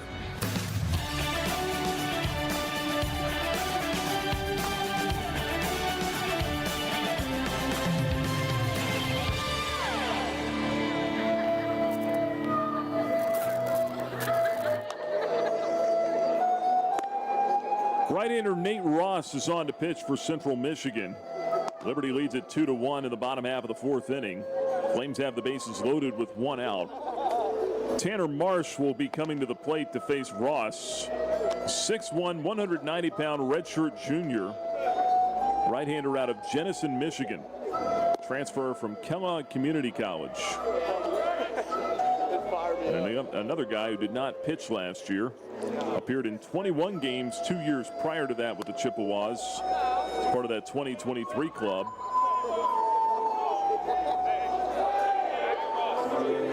Went 2-1 with 28 strikeouts and 19 walks. Had 4 saves that season. This year, Ross has good numbers for the Chippewas. 4 appearances. He's yet to allow an earned run in 3 1/3 innings. First pitch swinging, Marsh sends it foul back, 0-1. However, I will say he has given up 7 unearned runs. But that's been a problem for Central Michigan this year. They've given up 27 unearned runs in 14 games. The 0-1 to Marsh. Swinging a comebacker to the mound. Ross off the mound, gloves it, throws home, and gets the lead runner at the plate. That's a really good play by Nate Ross. That ball was almost out of his reach. Quick one-hopper back up the middle. Ross reaches out to his left and snags it, and has the presence of mind to come home and cut down Cal early for the second out of the inning. It goes 1-2 on the putout. So the bases remain loaded, but 2 out in the inning, and here's Sorensen. And he takes the first one downstairs. It bounces up over Verberg and goes to the screen. Wild pitch. In to score Tucker Moore. Flames lead it 3-1.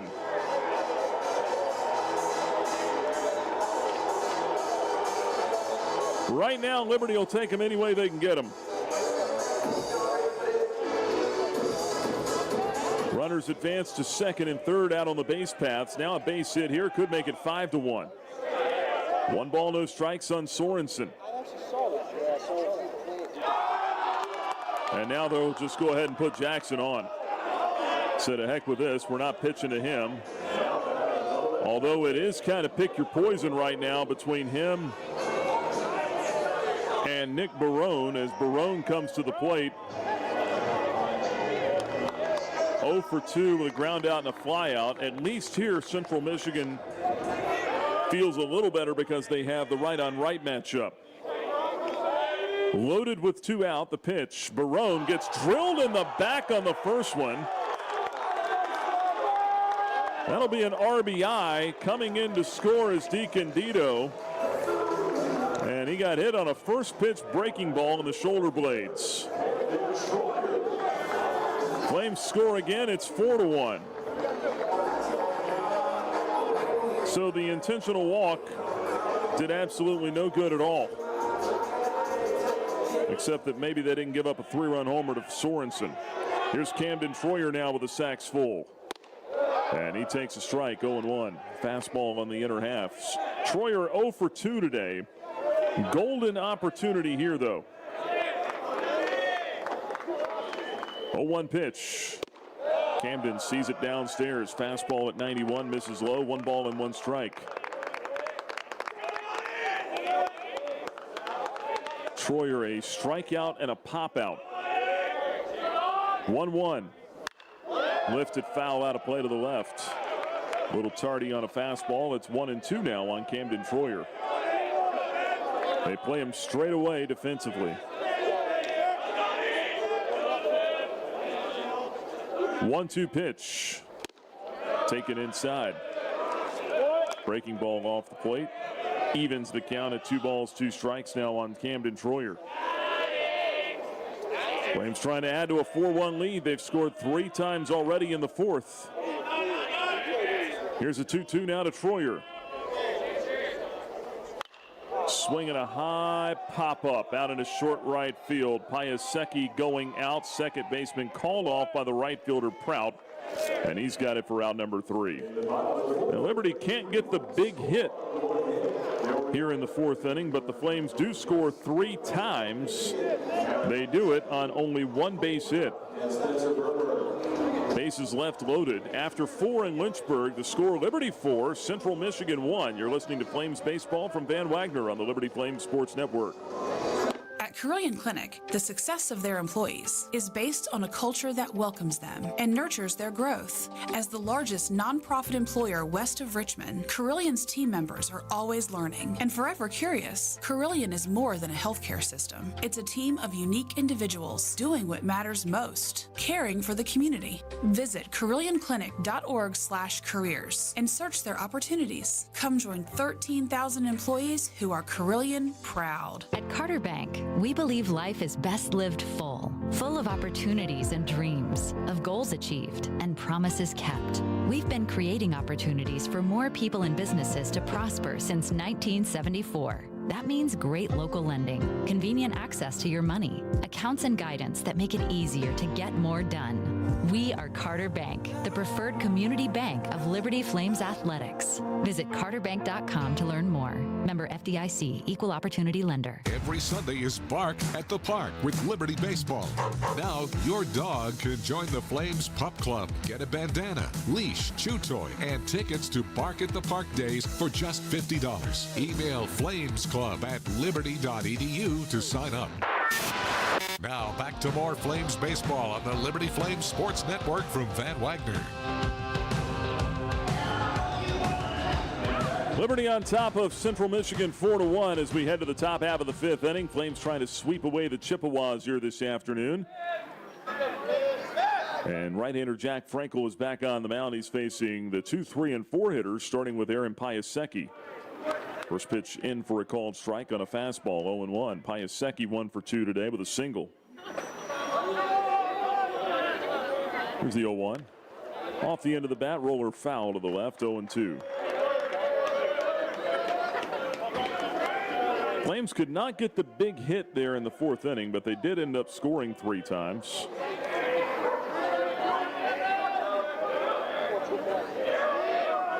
Here's the 0-2.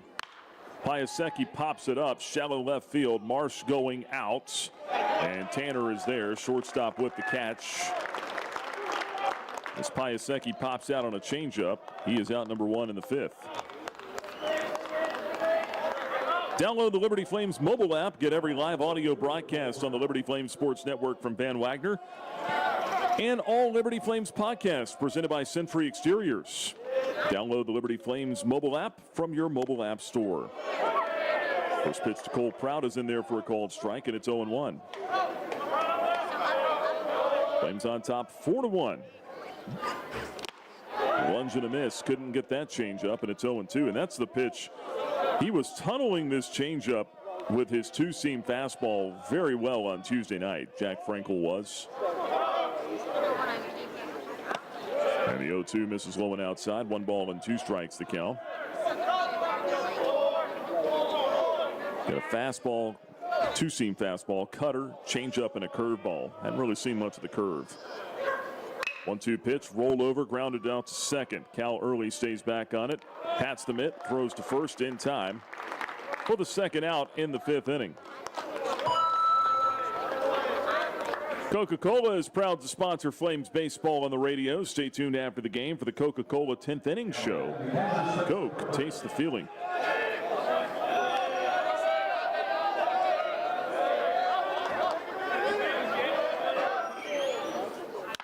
First pitch swinging, Spencer Verberg pops it up. Shallow right field. Troyer coming in with a beat on it. makes a two-handed grab for out number 3, and that'll do it for Central Michigan in the 5th. That's a shutdown inning for Jack Frankel and the Flames. 3 up and 3 down. We're halfway home in the series finale. Flames lead it 4-1 over the Chippewas. You're listening to Liberty Baseball from Van Wagner. Hi, it's Jonathan Cotton, and people often ask me, what is the Good Feet store? I respond, we are an arch support store. When you come in, our staff is going to welcome you and listen to your needs. We want to learn about you, your lifestyle, your work, and the types of shoes you enjoy wearing. Then after measuring your feet, we are going to fit you from a selection of over 300 styles and sizes of arch supports. Come into the Good Feet store for your free fitting and test walk. Visit goodfeet.com for the location nearest you. We look forward to seeing you soon at the Good Feet store. Your business deserves a bank that values relationships and prioritizes customer service. Since 1979, First Bank and Trust Company has been delivering on these very commitments. Our bankers have been accessible, consultative, and provide a degree of understanding developed through years of commercial experience. First Bank and Trust has the expertise and capital to fund small and large projects up to $32 million. More information on First Bank and Trust and its services is available at firstbank.com. Member FDIC, Equal Housing Lender.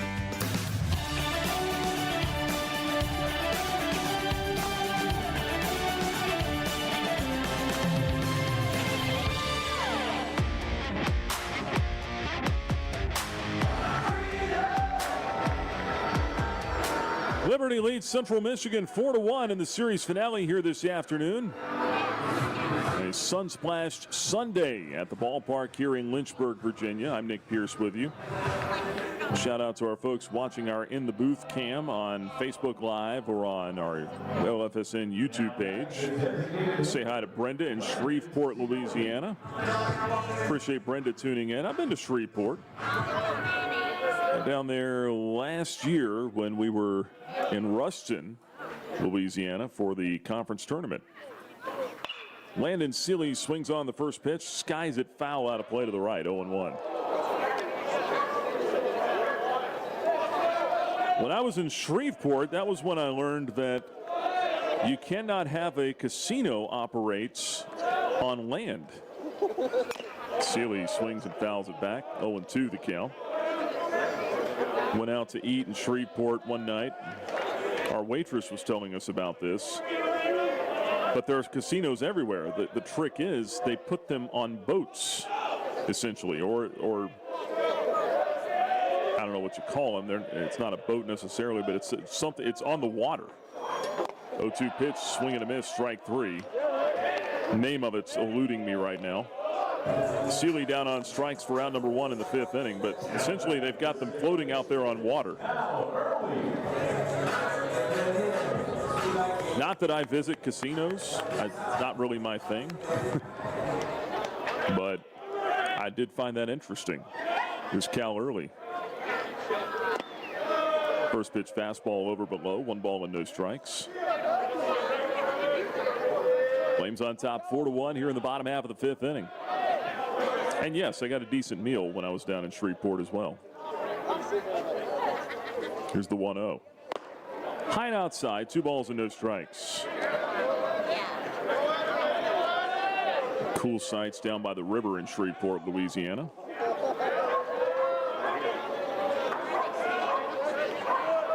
Now my goal, I got to get to Baton Rouge at some point. I got to get to New Orleans.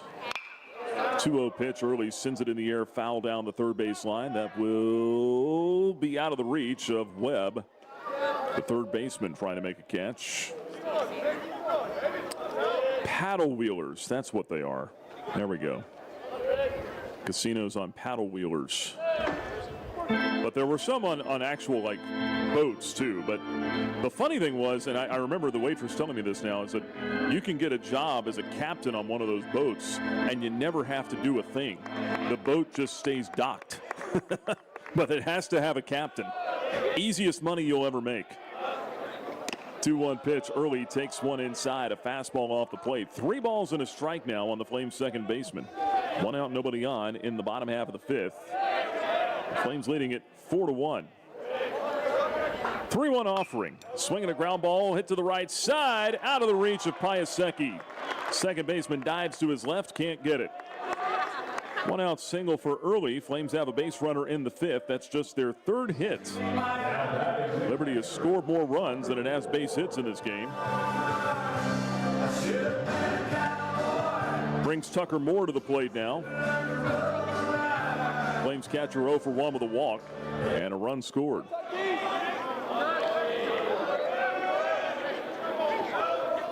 One out, one on. The pitch. Downstairs, breaking ball misses. Good block by Verberg. 1 ball and no strikes.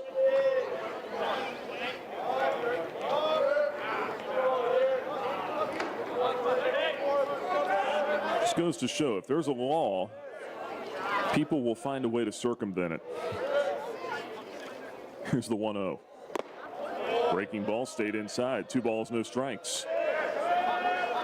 Flames will go back to Ruston this year. 3-game series at Louisiana Tech later in the season. Conference play just a couple of weeks away. 2-0 pitch to Tucker Moore instead to first. Chases Early back to the bag. And Liberty's road trips in conference play this year. 3-game set at Jacksonville State. 3-game set at Louisiana Tech. Well, they're all 3-game sets. Go to FIU and also Sam Houston. 2-0 to first again. Good home games, though. You got Dallas Baptist coming in here the last week of the regular season. Middle Tennessee will be here. Western Kentucky will be here. And Kennesaw State comes here. 2-0, there's a strike. Fastball caught the inside corner to Moore. It's 2-1.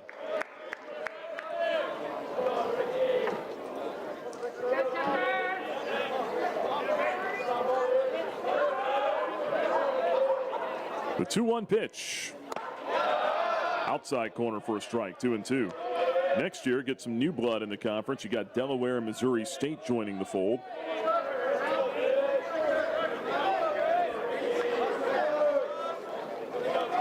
I think next year is the last year that UTEP is in the league, but UTEP doesn't have baseball. 2-2, runners going. It's fouled off. Moore bounces it into the Flames dugout. Cal Early trot back to first base.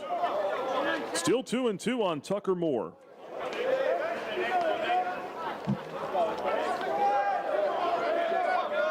They play him to pull on the infield. Not a full shift. Second baseman still to the right of the bag, but straight up the middle.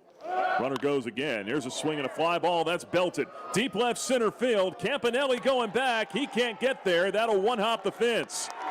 Early turns third. He's headed home. He'll score easily. Tucker Moore stays hot. Ringing double into the left center field gap. Brings home a run. Flames lead 5-1 in the 5th.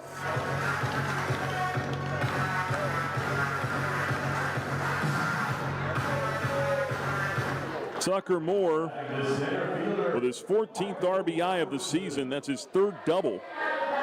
He's now got a home run, a triple, and a double in this series. They don't let you hit for the cycle over a 3-game stretch, but he's on his way. Here's the pitch. Michael Robertson takes the outside, ball 1.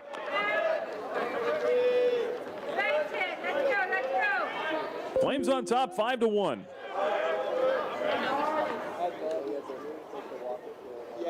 Next pitch, Robertson takes a strike.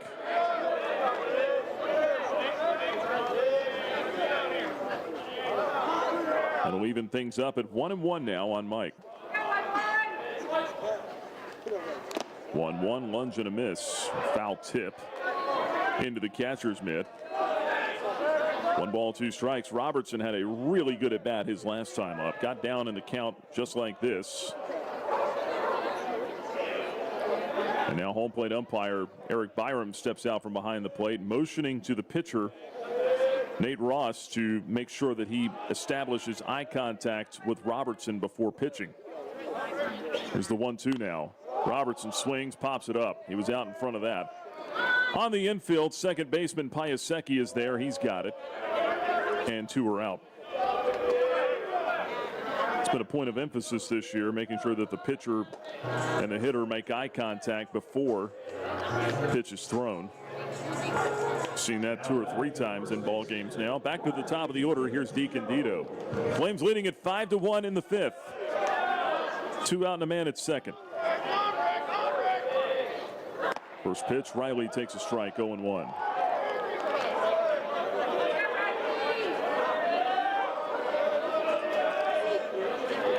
Hear those dogs barking. They want a 2-out knock, another 2-out RBI. Here's the 0-1. Taken for a strike. Quickly 0-2 on Riley DiCandido.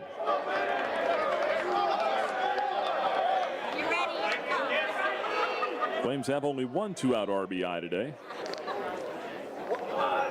Like 8 or 9 of them in the series coming in. Here's a swing and a line shot, but right into the third baseman's glove. Webb is there. Had him played perfectly, and the side is retired. Flames settle for 1. A run on 2 hits. No errors and a man stranded at second. We put 5 in the books in Lynchburg. When we come back, we'll take a look at the out-of-town scoreboard built by Frank Good Builders. Here in Lynchburg, Flames are on top of the Chippewas. It is 5-1. Frank Good Builders is a proud supporter of the Liberty Flames. Frank Good Builders and its partners design and build beautiful custom homes in the Lynchburg and the surrounding areas. From designing a plan to picking out fixtures, Frank Good Builders works with you to design and build your truly custom dream home. Frank Good Builders can be reached at 434-238-3710 or frankgoodbuilders.com. You're listening to Flames Baseball on the Liberty Flames Sports Network from Van Wagner. Now, for a look at the out-of-town scoreboard built by Frank Good Builders. Liberty leads Central Michigan 5-1 as we go to the 6th inning. Final from Flames softball today. Number 22 Liberty shuts out Kennesaw State 13-0. A final in 5 innings today. Elena Escobar gets the win in the pitcher's circle. She's now 7-1 for the Lady Flames, who improve now to 20-4 on the season and go to 3-0 in CUSA play. Excellent start for head coach Dot Richardson's club. CUSA baseball, last of the 6th inning in Morgantown, West Virginia. Kennesaw State trails WVU 9-4. Jack Frankel back to work here, facing left-hand hitting Nathan Ball. Right-hander's first pitch outside, ball 1. FAU leads at FIU 6-4. They're in the last of the 9th inning in Miami. 1-0 pitch, Ball swings and sends this one high in the air, deep right center, but playable for Robertson. Center fielder slows, makes the catch in front of the CUSA marker, plenty of room. And there's one retired in the 6th. Sam Houston trails at number 13 Oklahoma. 4-2 game in the top of the 6th. Bearcats hanging around in that one. No such luck for the Gamecocks. Jacksonville State trails number 17 Ole Miss 8-0. Bottom of the 5th in Oxford. There's a bunt try by Caden Smith. He taps it foul though. On the pull side, 0-1 on the right-handed batter. UNC Asheville at Western Kentucky scoreless in the top of the 3rd. WKU trying to sweep that 4-game series. And New Mexico State at number 14 Texas A&M scoreless in the bottom of the 3rd. The 0-1. Swung on, high pop-up into right field. Camden Troyer shy of the track will put this one away, angling over toward the line for the second out of the inning. Frankel starting to settle in here. He's set down 6 in a row. Now back to the left fielder, Reese Campanelli. And that'll bring up Reese Campanelli. Sam Houston and Oklahoma are playing a doubleheader today, by the way, so that's just game 1. The Sooners leading at 4-2. First pitch to Campanelli, a strike here, 0-1.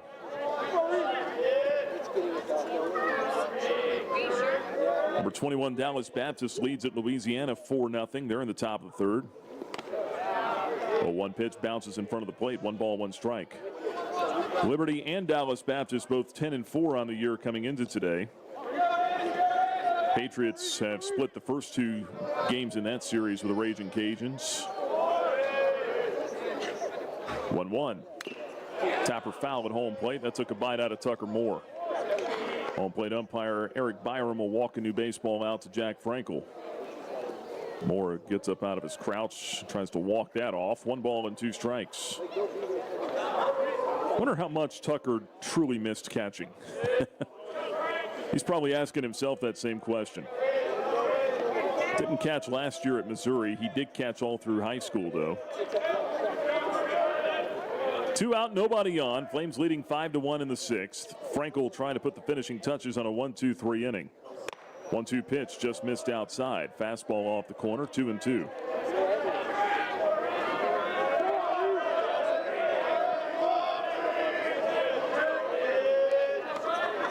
Right-hander peers in over a red glove, now fires and has this one fouled away to the right.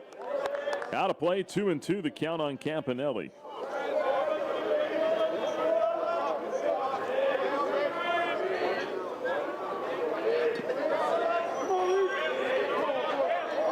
The 2-2 again. Going outside. 3 balls, 2 strikes. Don't want to walk the guy. Make him put it in play here. Central Michigan will go to Marshall after this. They got a midweek 2-game set there. Payoff pitch. There's a line shot to right center field. Right in line with Robertson. He's got it. Center fielder puts the squeeze on out number 3, and that'll do it for the Chippewas in the 6th. 3 up and 3 down once again. Jack Frankel throwing the heck out of the baseball right now. We go to the bottom half of the 6th. He and the Flames lead this one 5-1. Earthright Mid-Atlantic, your trusted solar and energy efficiency experts. With a focus on honesty, education, and excellence, they light the way to savings, home comfort, and a greener future. Educating homeowners about the power of solar and energy efficiency is their winning game plan. More information about Earthright Mid-Atlantic, 434-200-9716 or at erepower.com. Turn up the heat. Foster Fuels is a proud partner of Liberty Athletics. Foster has been fostering warm moments for 100 years. Headquartered in Brookneal, Virginia, Foster has been providing exceptional propane and gas services since 1921. Stop by one of our 6 showroom locations across Central Virginia to view our wide range of products. From propane to fireplaces and grills to tank installs and tankless water heaters, Foster has it all. Download our app or visit fosterfuels.com for more info. Flames baseball, download the Liberty Flames Clubhouse Report presented by Freedom First Credit Union each week on the Liberty Flames podcast. Just search Liberty Flames wherever you get your podcasts.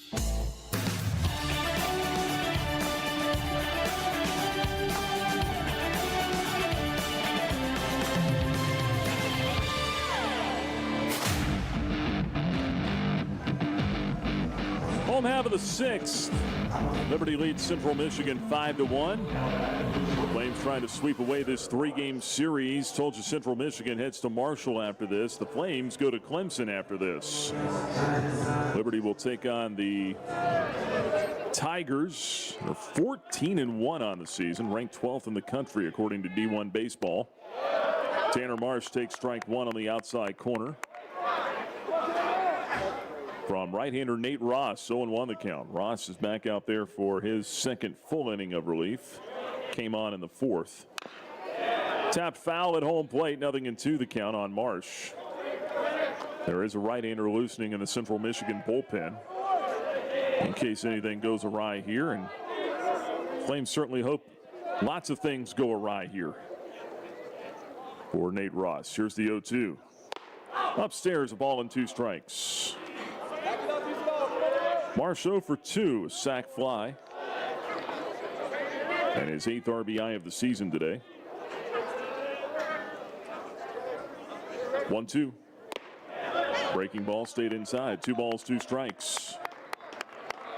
Yeah, Clemson 14-1. The Tigers have won 12 straight. They're trying to finish off a sweep of Davidson today.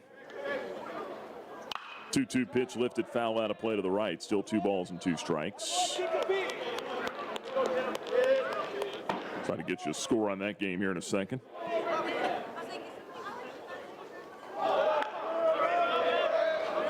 Two delivery. Marsh swings, rolls over, ground ball to third. Tough in between hop taken by Webb. Low throw to first, dug out over there by Ball. And a pretty good play on both ends there to get Marsh one away here in the 6th inning. Third baseman Jackson Sorensen. Well, Clemson trailing Davidson right now. It's 3-0. Wildcats lead the Tigers in the top of the 3rd inning. Keep our eyes on that one. Again, a 12-game winning streak for Clemson coming into today. First pitch in for a called strike on Jackson Sorensen. He's behind in the count 0-1. Sorensen does not have an official at bat today. That's because he's walked 3 times. The 0-1. In for a strike, quickly 0-2. And when you're swinging as good a bat as he is right now, it's safely in 3 straight. He's reached in 5 straight at the big 3-run homer here yesterday. 0-2 pitch. There's a liner out towards center field and a base hit, making a 4-game hitting streak for Sorensen. 1-out single on an 0-2 pitch. And that's what makes him such a good hitter. Not just the power, but the ability with 2 strikes to still be short to the ball and stay in the middle of the field like that. Really good approach. Here's Nick Barone. Man at first and 1 out. Pitch to Barone. Comebacker to the mound. 1 bounce. Ross, not a great throw to second, but good enough. A worse throw to first base, not in time there. And it gets away from Ball, but Barone will put the brakes on at first base with a fielder's choice.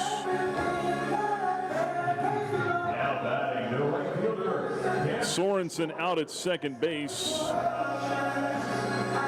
Goes 1-4. And I think that off-target throw from Ross to Piasecki maybe got him out of sorts on the throw to first. Pickoff throw over there, and now Ross throws it away from Ball. Barone pops up. He motors down to second base, and he'll be there on a throwing error. That's the 3rd error of the ball game on the Chippewas. And the Flames have a man in scoring position with 2 outs, and now a base hit from Camden Troyer could make this a 6-1 ball game. Flames lead it by 4 at the moment.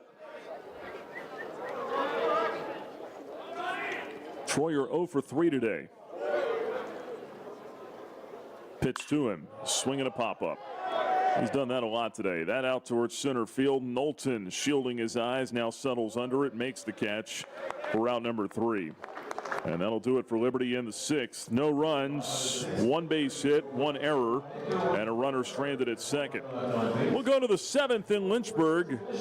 Liberty on top of Central Michigan 5-1. 11 West is a proud sponsor of the Liberty Flames. 11 West specializes in apparel screen printing, embroidery, sew-on, and flat printing. From the design phase with their graphics arts team to the finished product, 11 West collaborates with each client to craft custom apparel and promotional products. For more information, visit 11west.com, call 540-639-9319, or stop by their location at 6598 New River Road in Radford. 11 West, outfitting America in logo wear.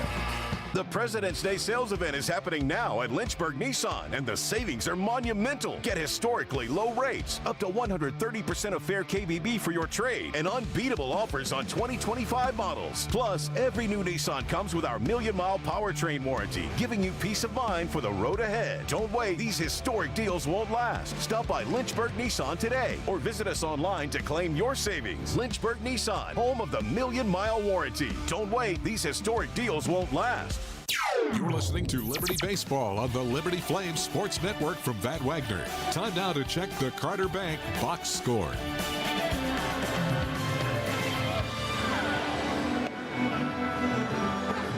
Right-hander Jack Frankel still on the mound for the Flames as we go to the 7th inning. Your box score is presented by Carter Bank.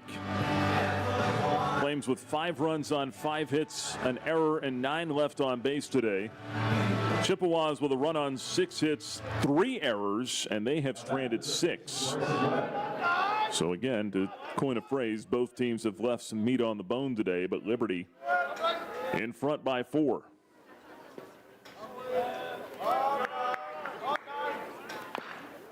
First pitch swung on, tapped foul at home plate by Bryson Webb. 0-1 the count. And a big reason that the Flames are in front right now, even though they're being out-hit, is all the freebies given by Central Michigan today. They've given up 11 of them. You count the walks, the hit by pitches, and the errors. Pitch in for a strike. Looked like maybe a cutter on the inside corner from Frankel, and it's 0-2 now on Webb. 0-2 count, the pitch, low and away. 1 ball and 2 strikes. 3 errors for Central Michigan. They've walked 6 men.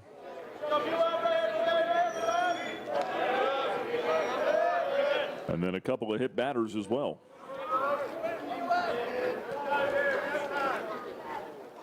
Next pitch, swung on it, missed, strike 3. Took something off there. And Jack Frankel has his first strikeout of the outing, 1 away in the 7th. So he takes care of Bryson Webb. Zach Knowlton, the batter now. Flames have some action in the bullpen. Tyler August looks like he's thinking about starting to throw. Pitches outside to Knowlton, 1 ball and no strikes. Another reason that it would be nice for the Flames if they could expand this lead a little more here is maybe you wouldn't have to use Tyler August. You could use somebody else that hadn't thrown in a little while. 1-0 pitch caught the outside corner for a strike. It's even now at 1-1. It's good to see the Flames be able to get Caleb Lingenfelter out there for a couple of innings yesterday. It's been a couple of weeks for him. Here's a swing and a high drive, right center field. Camden Troyer going back, has room, throws out the glove and makes the grab for out number 2. Knowlton did not get enough of that one. As Troyer goes to get it in the right center field gap, 2 gone. Back to the top of the order now with Campo.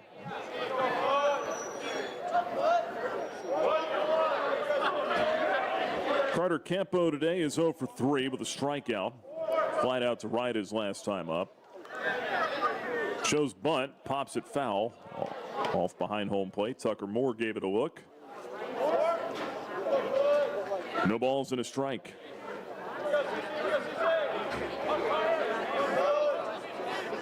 Flames have pounded the ball the first couple of games of this series. That's not been the case today, but they've done enough. 5 runs, 5 hits. Take advantage of the mistakes. Good pitching. Chippewas left the bases loaded back in the 2nd inning. They had a real opportunity there as Frankel drops one in here for a strike. I think he went to the curveball that time, and it's 0-2. Hadn't seen much of that breaking ball out of Jack to this point.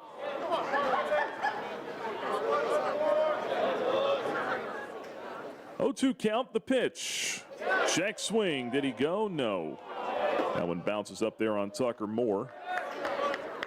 Campo had a notion but did not go. 1 ball, 2 strikes.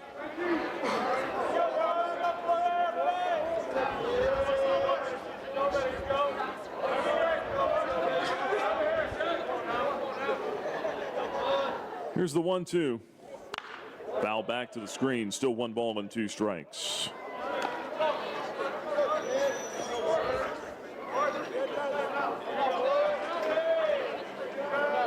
Two out and the base is clear.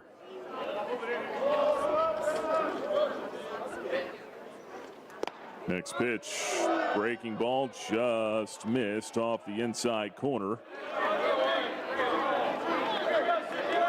Evens the count at 2 balls and 2 strikes.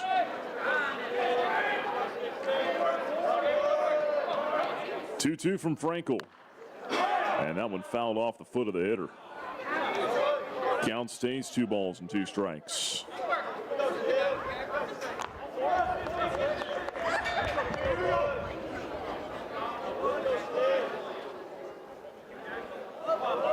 Frankel walks up the back slope of the mound, toes the first base side of the rubber, stares in over a red glove, and fires the 2-2 that's sent foul back to the screen again. Still 2 balls, 2 strikes. Campo doing battle with Jack Frankel here.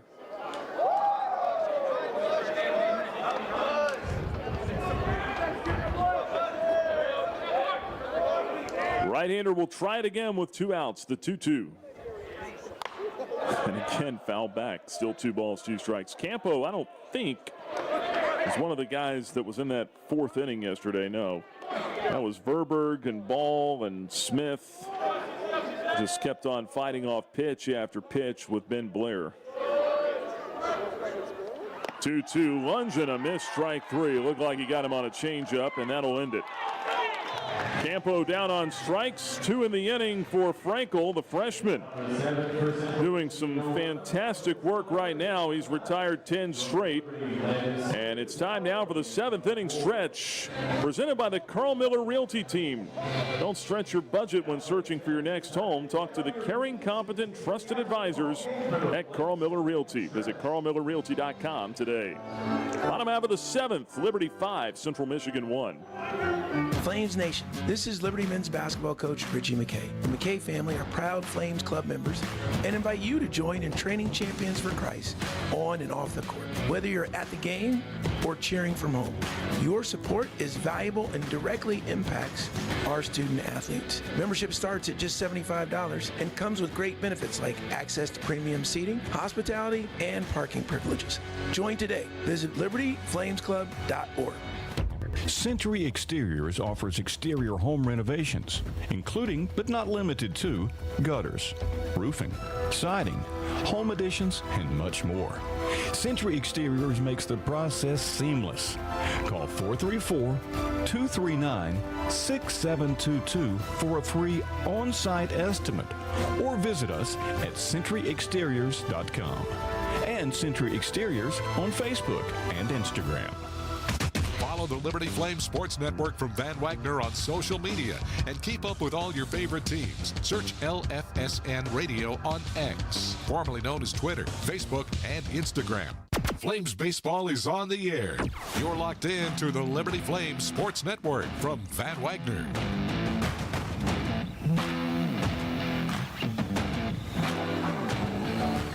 Landon Seeley leads it off at the plate for the Flames as we go to the bottom half of the 7th inning. Liberty leading Central Michigan 5-1. And the first pitch is in for a called strike from Nate Ross. Right-hander works on here, 0-1 the count. Flames got a run in the 3rd, 3 in the 4th, and 1 in the 5th.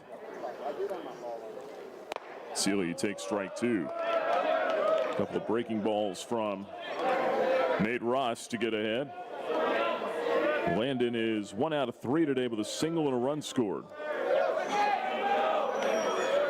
0-2 pitch on the way. Fastball high and away. 1 ball, 2 strikes. Central Michigan has scored first in all 3 games this weekend. It has not meant a thing. They're in danger of losing their 9th straight contest. The 1-2. Seeley sends this one in the air down the right field line, twisting foul into the corner. Still 1 ball and 2 strikes. Second-year head coach Jake Sable pitched at Central Michigan from 2007 to 2011. He was named the head coach of the Chippewas late June 2023. At his alma mater. 1-2 downstairs, 2 balls, 2 strikes as Seeley lays off. So a proud man who's obviously very close to this program. They only won 17 games last year, but they had road shutout wins against Michigan State, Notre Dame, Central Florida. 2-2 pitch downstairs and a full count, 3-2. So they had their moments. Walk-off win over Western Michigan. That's a big rivalry up there. As you can imagine, here's the 3-2. Seeley pops it up. Foul ground. Catcher Verberg out of his crouch, sheds the mask, and makes the grab in front of his own dugout for the first out of the 7th inning. Seeley retired. That'll bring up Cal Early. Now batting the second baseman, Cal. Just got to give him time. I mean, it's been shown that club can win up there. MAC conference, I think, is challenging just from the standpoint of you get so many teams that don't get outside a whole lot, you would think, early in the year. First pitch swinging early, lines this one out toward left center field. That'll be caught by Knowlton on the run. And the Eastern Michigan transfer makes the catch for the second out. 2 down now for Tucker Moore. A whole lot of new faces on their club this year as well. 26 newcomers for Central Michigan. Bradley LaCroix is going to come out here and talk to Tucker Moore for a minute.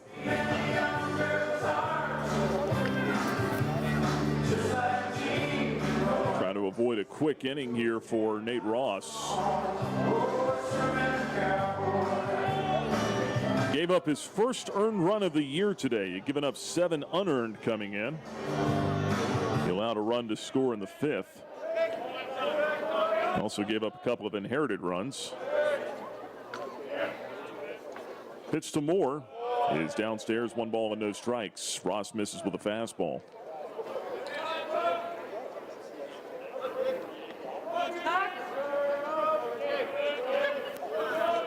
Here's the 1-0.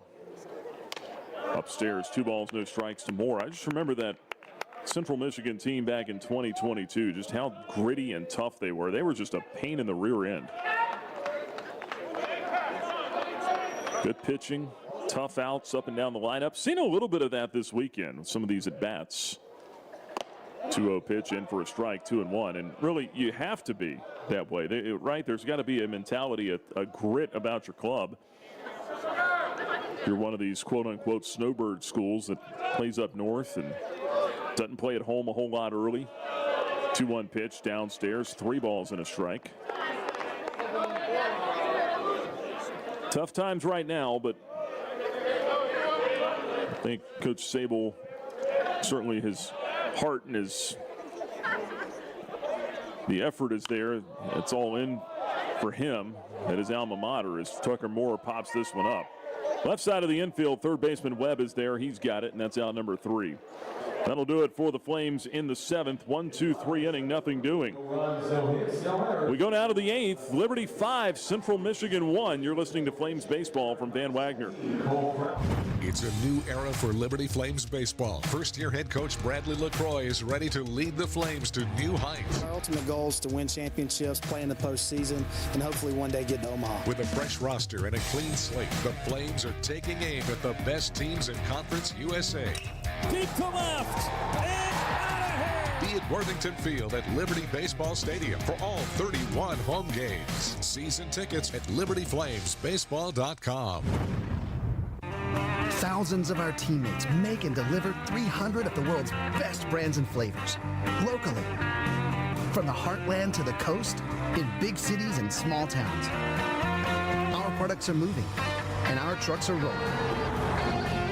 We share a passion and a purpose, and we love to refresh and serve our communities. We are Coca-Cola Consolidated, your local buyer. Flames baseball lives here. You're listening to the Liberty Flames Sports Network from Van Wagner.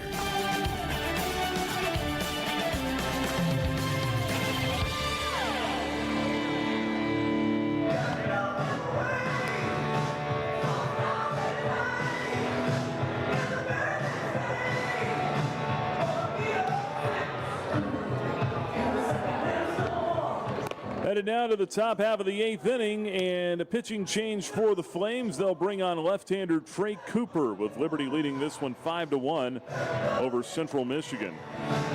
Great outing today for Jack Frankel in relief.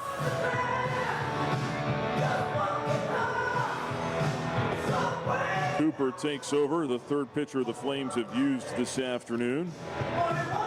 Look at Frankel's numbers from the game today. 4 scoreless innings, allow just 1 hit. He's in line for the win. 1 walk, 2 strikeouts for Frankel today.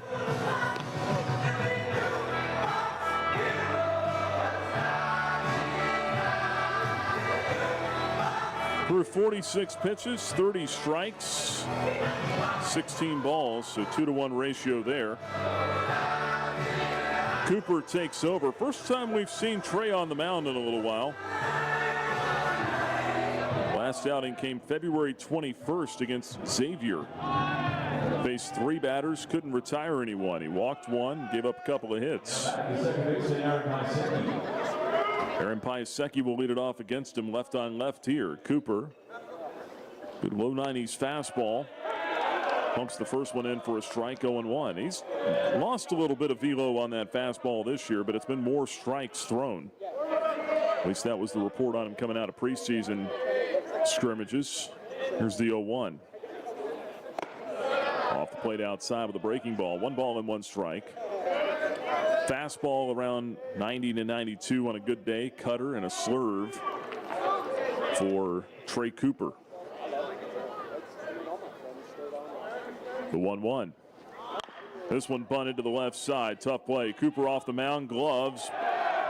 Wide throw to first base. DiCandido off the bag just to save it from going up the right field line. That's a base hit for Piasecki. He's got a bunt single in the 8th inning and a man on for Central Michigan to lead off the frame. That'll bring up Cole Prout. Tough luck there for Cooper. 6 feet tall, 210 pounds senior left-hander. He's out of Randleman, North Carolina. 3rd year with the Flames, transferred here out of NC State. Pitch to Prout, shows bunt, takes it outside instead. Ball 1. Prout is 0 for 2 in this game.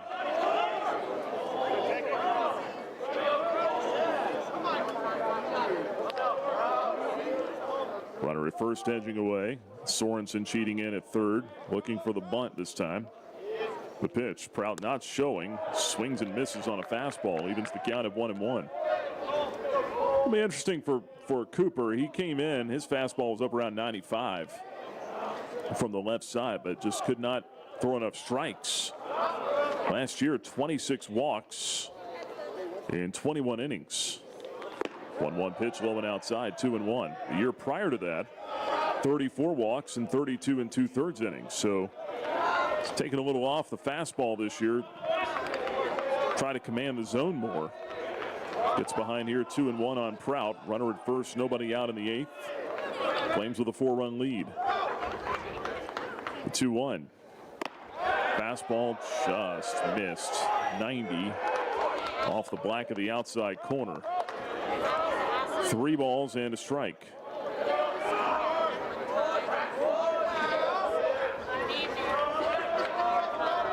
Cooper with a 3-1. Swung on, pop up down the right field line. That will drop fair. Troyer over to cut it off. Now the throw coming to second. And they got him. Prout slid wide of the tag of Tanner Marsh, but then he missed the base. And Marsh alertly put the tag down on him. And Prout is thrown out trying to stretch a single to a double. Wow. Piasecki goes first to 3rd. He'll be there. But Prout did well to elude the tag.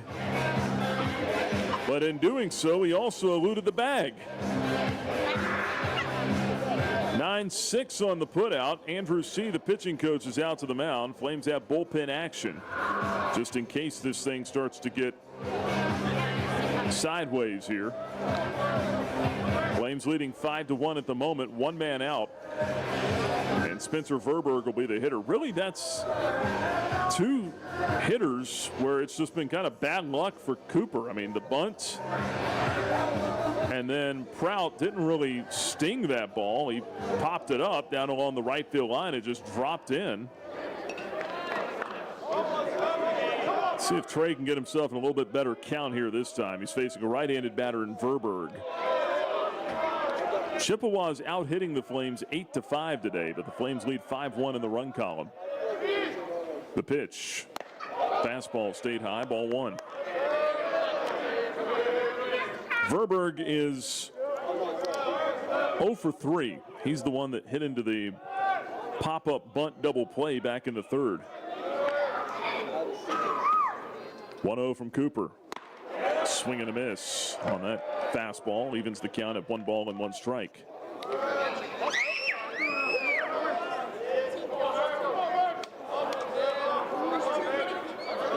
It's the case for Cooper in preseason scrimmages as well. Wasn't really hit hard there. 1-1. Missed outside with a fastball. 2 balls and a strike.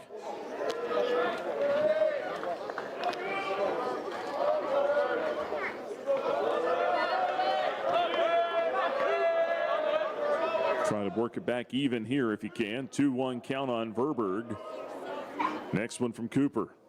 Swing and a miss. Got it by him at 90, and that'll even the count at 2 balls, 2 strikes.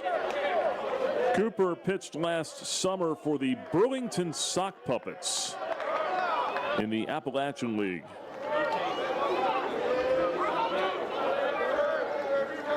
Here's the 2-2 pitch.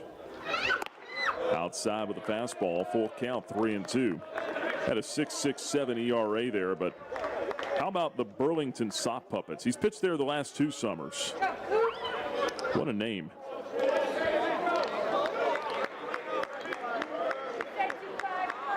Payoff pitch. With a man at third. Swinging a pop-up out to right field. Troyer has a beat on this one. He'll put it away for the out. Runner will tag at third. Here comes the throw to the plate, and he is in there. Boy, that was a lot closer than I thought it was going to be. Scoring on the pop-up is Piasecki. It's a sac fly and an RBI for Verberg. And it's now a 5-2 game with 2 outs and nobody on in the 8th. Had Troyer been able to put that throw into the right-handed batter's box instead of the left-handed box, I think they would have had him. It was a heck of a throw by Camden. He got a lot on it.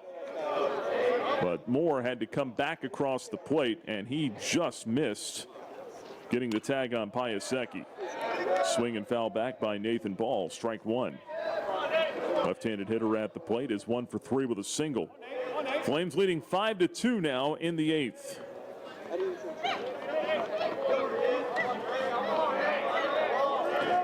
Cooper with an 0-1 count. Kicks and fires. Jammed him with a good fastball there. He fouled it back 0-2.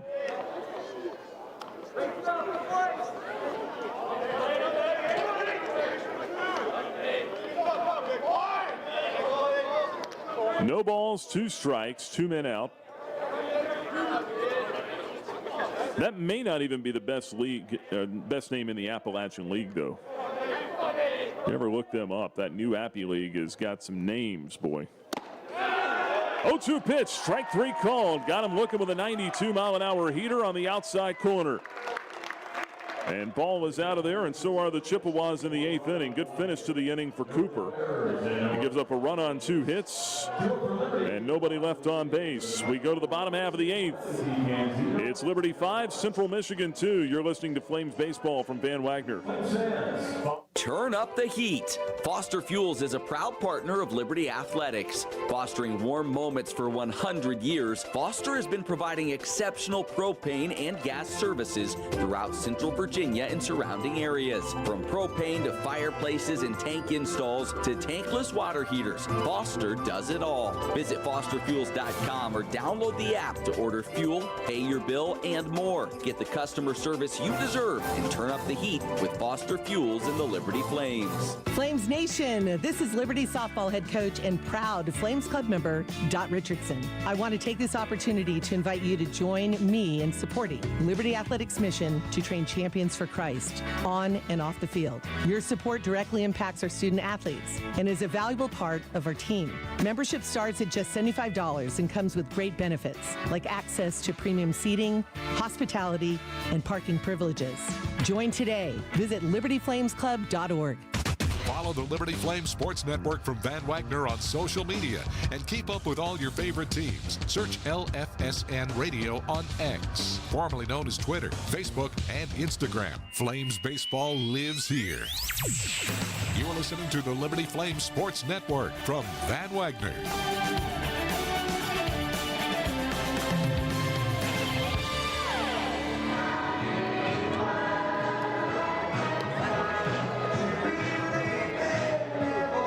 We are on to the bottom half of the 8th inning with Liberty leading Central Michigan by a score of 5-2.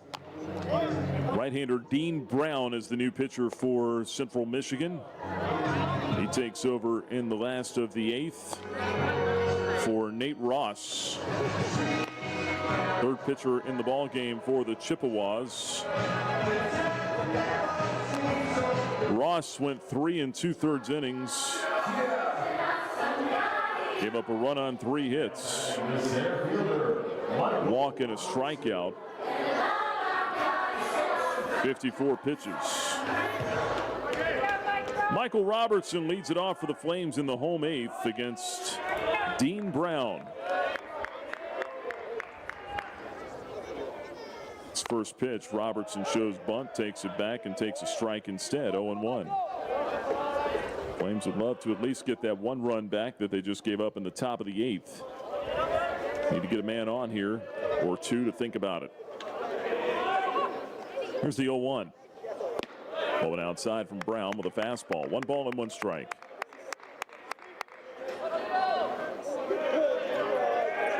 Robertson 0 for 1 with a sac fly and a walk. He's also scored. 1-1 pitch. Yanked it inside. Missing off the plate. 2 balls and a strike. Nice to see Mike get his first hit of the series here. He's had some good at-bats today.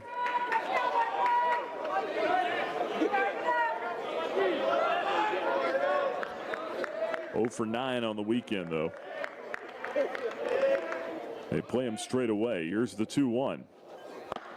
Off the plate outside, 3 balls and a strike. A walk wouldn't be bad either.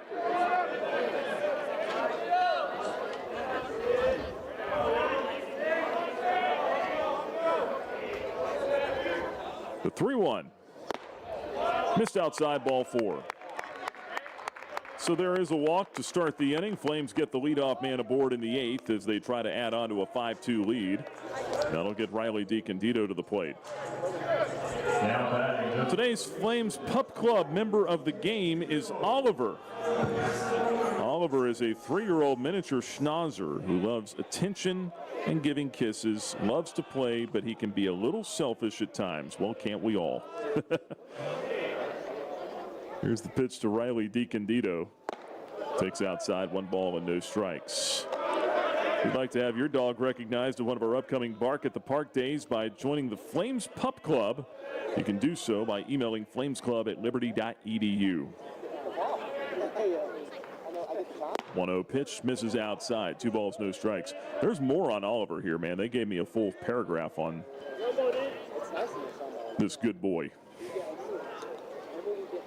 2 balls and no strikes to DiCandido. Catcher goes out and has a word here with Dean Brown.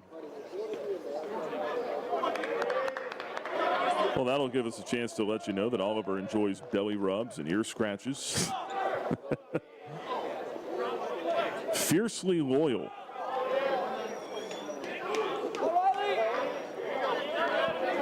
Got to meet Oliver before I leave here today.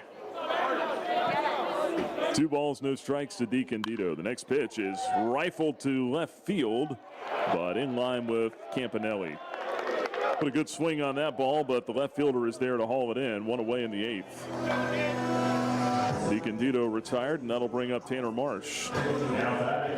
5-2 Liberty in the bottom half of the 8th inning. Again, every Sunday is Bark in the Park. Every Sunday, and also our April 4th game here. Bark at the Park with Liberty Baseball. And when you join the Flames Pup Club, you get a bandana, a chew toy, and a leash.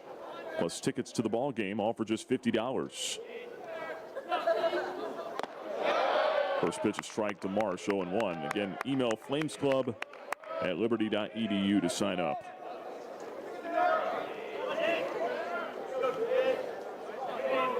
One out, a runner at first. Robertson, let's see if he's in motion here.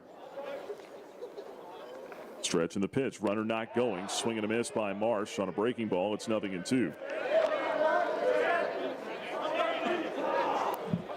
Dean Brown on for the first time here this weekend.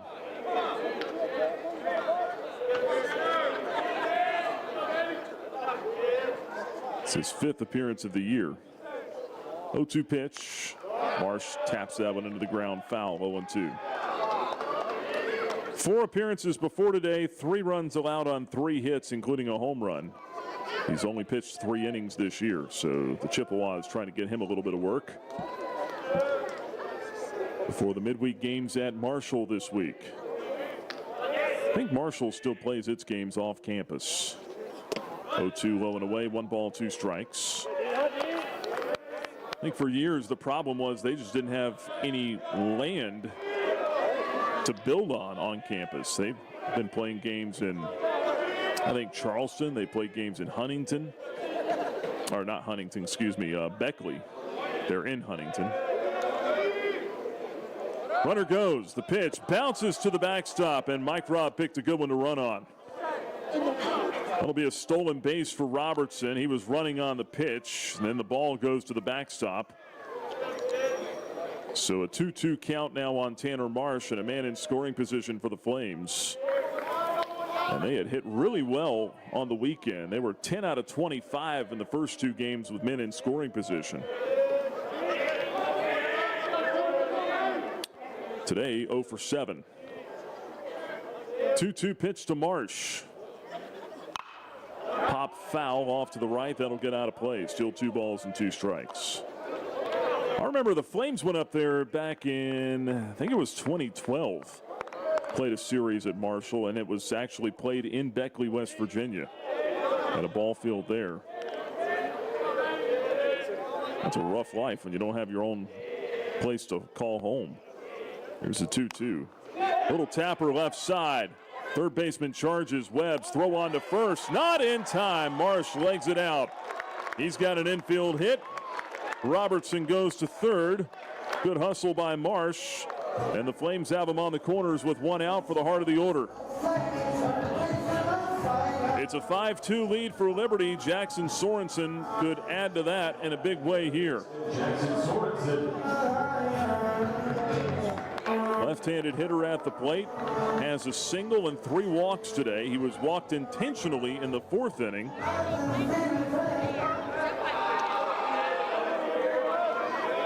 Digs in for the left-hand side.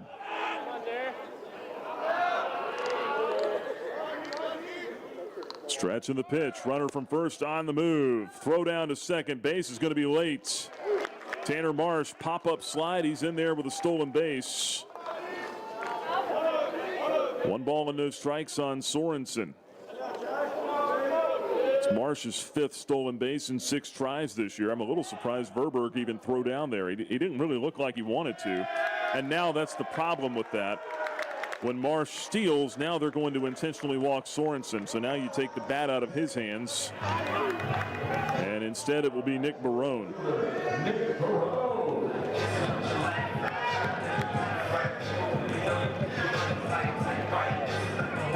Good idea, gets a scoring position, but that's one of those like kind of next level thinking situations there where you've got to have a little bit of more awareness, and Tanner will probably learn from that. Think about who's at the plate and think about what you're doing when you steal this base, because now they can put Sorensen on. Jake Sable, the head coach, is out, as well as the infield. They're all conversing on the mound right now. So Sorensen has the bat taken out of his hands, but now it's a chance for Nick Barone. Although now it is a right-on-right matchup instead of a right-on-left. Barone hitless today, 0 for 3. He has been hit by a pitch with the bases loaded. He would rather hit the ball here than have the ball hit him this time. Bases full, 1 out.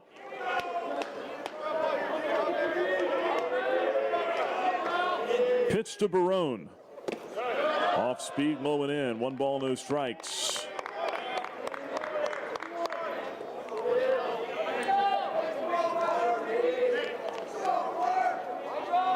A Flame at every base.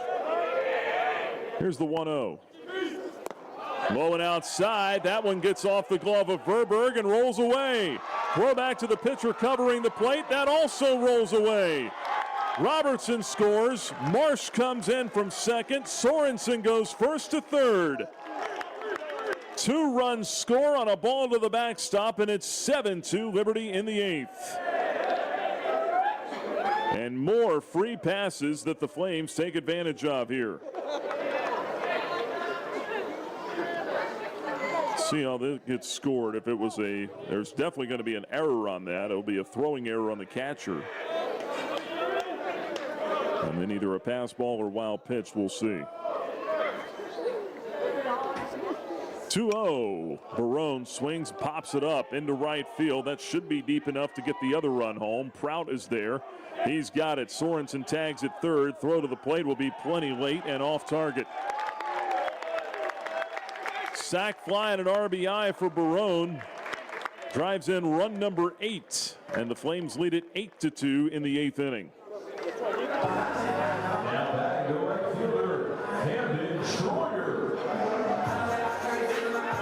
Camden Troyer comes to the plate now.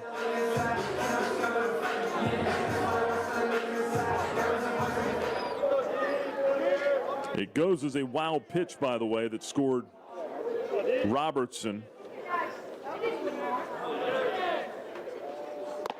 First pitch in for a called strike to Troyer, 0-1. Bases clear now, 2 outs and a 3-run 8th.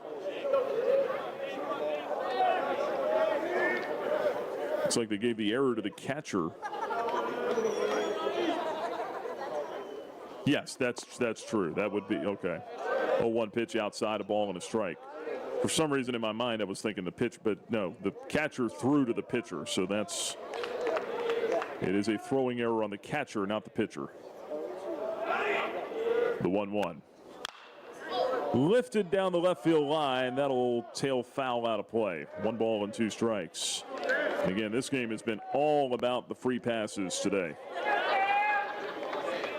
4 errors on Central Michigan. 8 walks.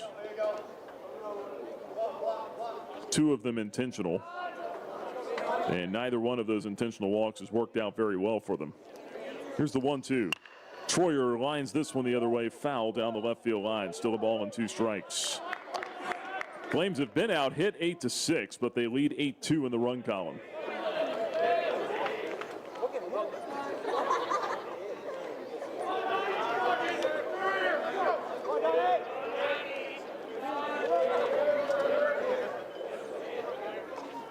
Next pitch, Troyer pops it foul off to the left out of play. Still 1 ball and 2 strikes on the Flames right fielder.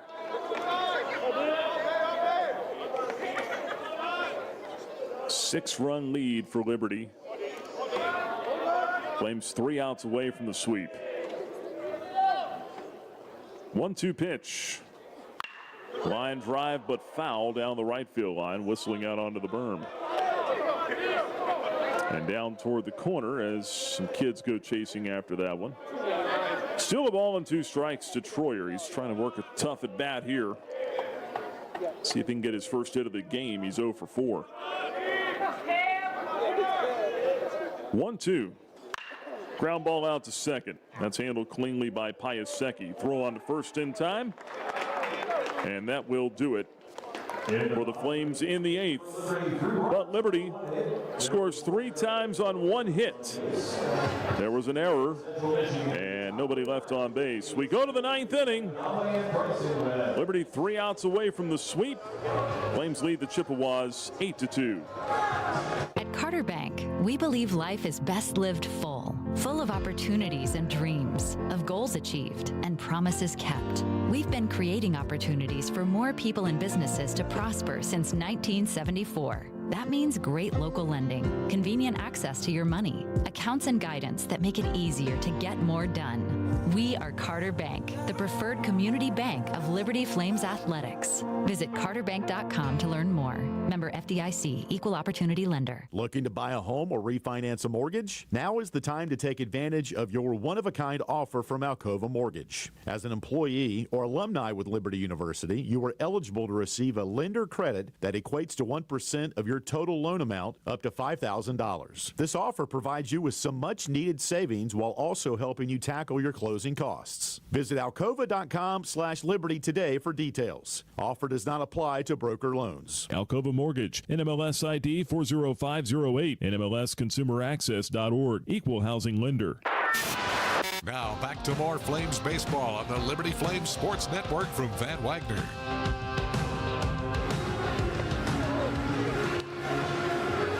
Liberty 8, Central Michigan 2 as we go to the top half of the 9th inning. Flames are 3 defensive outs away from getting out of here with a series sweep. It would be Liberty's second sweep of the year. Central Michigan staring a 9th straight loss in the face. Chippewas were swept in 4 games last weekend at Western Kentucky. They'll try it again at Marshall Tuesday and Wednesday. Flames will be at Clemson on those 2 days.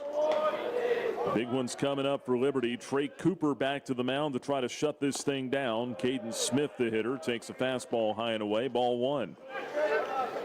Smith 1 for 3 with a single. RBI back in the 2nd inning when Central Michigan once upon a time led this game 1-0. The 1-0. Smith takes it outside. 2 balls, no strikes.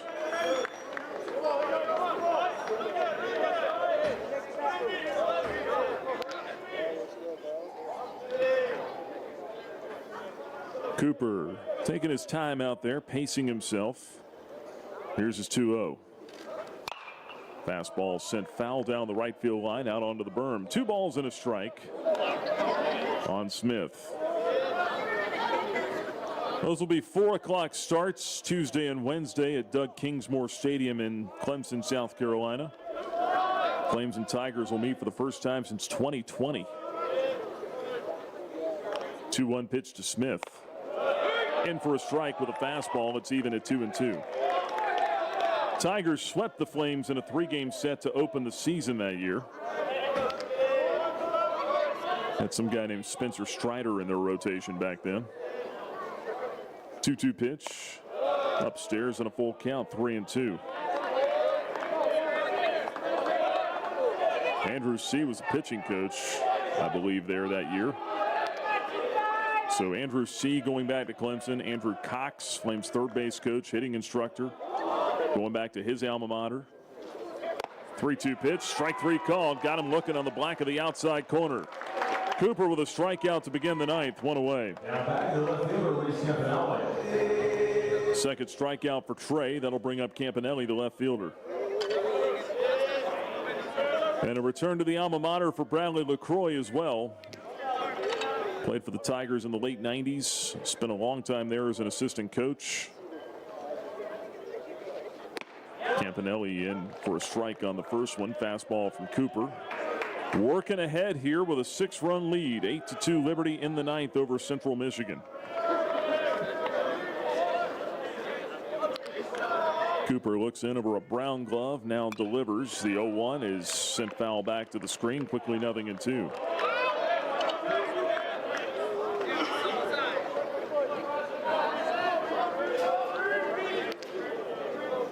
Flames last beat the Tigers. You got to go back to 2014. Midweek game at Doug Kingsmore Stadium. 0-2 pitch, swung on, foul tipped into Moore's mitt. That's a strikeout. That's 3 in a row for Trey Cooper. 2 gone in the 9th.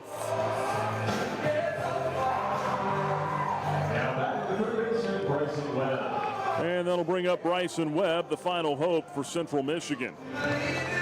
Flames 8, Chippewas 2, top of the 9th. Coming up, we've got the Coca-Cola 10th inning show. As Cooper gets a swing and foul back on a first pitch fastball, 0-1.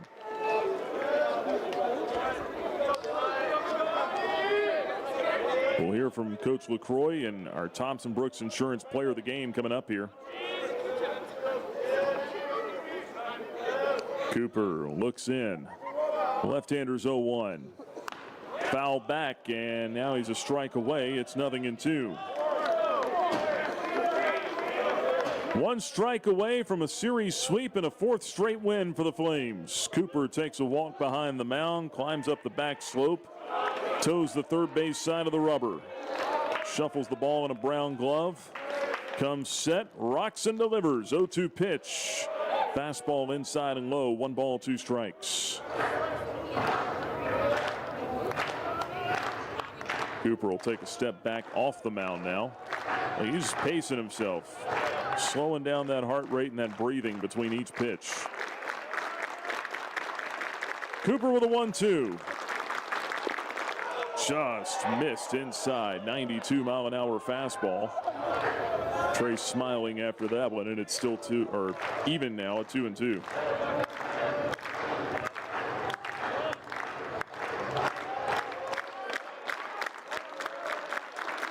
Cooper will try it again. Left-hander looks in. Here's his 2-2 offering. Fastball swung on, socked to left field, right in line with Nick Barone. He's got it, and that's the ball game. Flames win it. Liberty over Central Michigan this afternoon by a final score of 8-2. And the Flames break out the brooms and polish off a 3-game series sweep. That's 4 straight wins for Liberty, as the Flames move to 11-4 on the year. We'll step out and be right back with the Coca-Cola 10th Inning Show. We'll talk to Coach LaCroix, our player of the game, and much more coming up. You've been listening to Flames Baseball from Van Wagner. Thousands of our teammates make and deliver 300 of the world's best brands and flavors, locally. From the heartland to the coast, in big cities and small towns. Our products are moving, and our trucks are rolling. We share a passion and a purpose, and we love to refresh and serve our communities. We are Coca-Cola Consolidated, your local buyer. Move those coffee chains, Flames fans, and go local. Central Virginia's own Ironclad Coffee Roasters and Baking Company is the premier coffee partner of Liberty Athletics. Pay them a visit at one of their cafes in the Richmond area or at the Richmond International Airport. They'll also ship their specialty grade coffee straight to your door. Visit ironcladcoffee.com, that's www.ironcladcoffee.com, to check out the coffee Flames fans are talking about. What's important isn't that Freedom First has been in business since 1956. What's important is how we've been doing business since 1956. Since day one, we have been accountable to our members, not stockholders. We make loans that cost less, offer savings plans that pay more, and give back to our community, and that hasn't changed. What has changed is our ability to serve you with more locations and more technology to simplify your financial life. Freedom First. It's a place where anyone in our region can bank for good. Score big at Haley's Appliance and Haley's Outdoor in Lynchburg, with major brands of appliances that will make your house feel like a home and outdoor equipment to have your yard looking its best. Haley's puts customer service first. They deliver and service all of the products they sell and will take care of the process from start to finish. Log on to Haley's.com today for product availability. Haley's Appliance and Haley's Outdoor in Lynchburg is a proud sponsor for Liberty Flames Athletics. Hey, Flames fans, Gentry Lock is fired up to join in the excitement this season. Gentry Lock Attorneys knows it's all about preparation, precise teamwork, and a competitive spirit for the hard-fought wins. We've got that down. With our fierce drive to succeed, uncommon thinking, and extensive resources, Gentry Lock helps businesses thrive. We are downtown at 801 Main Street, and we serve the Commonwealth and beyond with offices in Roanoke, Richmond, and Norfolk. All the ways Gentry Lock can help clients succeed is waiting for you at gentrylock.com.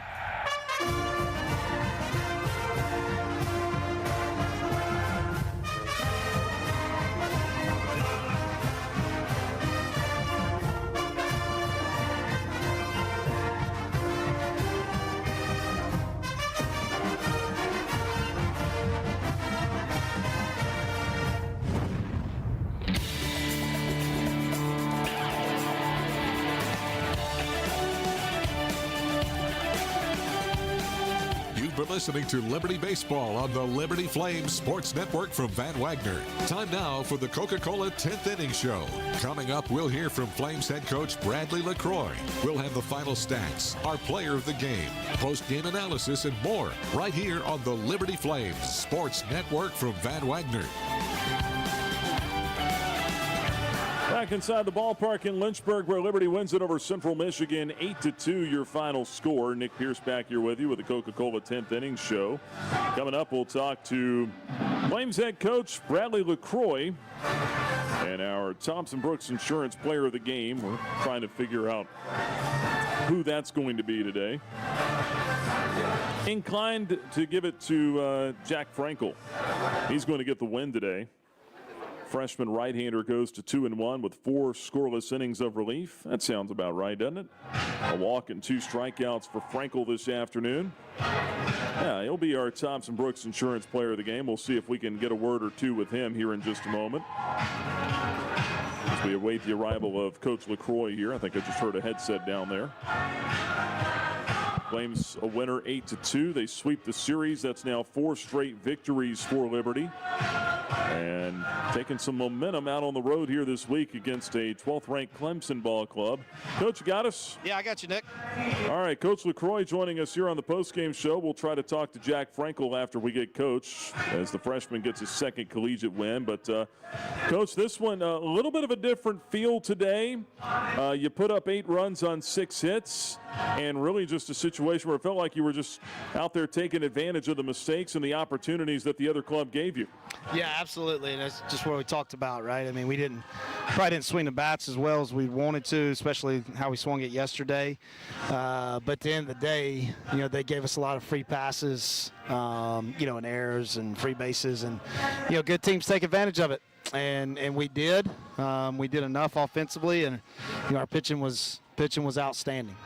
It was, and I'll talk to you about the pitching here in just a moment, but I want to go back to 1 or 2 at-bats here, actually from your 9-hole hitter today, Mike Robertson. And one of those was in the 4th inning where, well, first in the 3rd inning, he works himself a walk, and we know Mike's struggling coming into this thing. He works a walk. He ends up scoring the first run for you in the 3rd inning on a sac fly.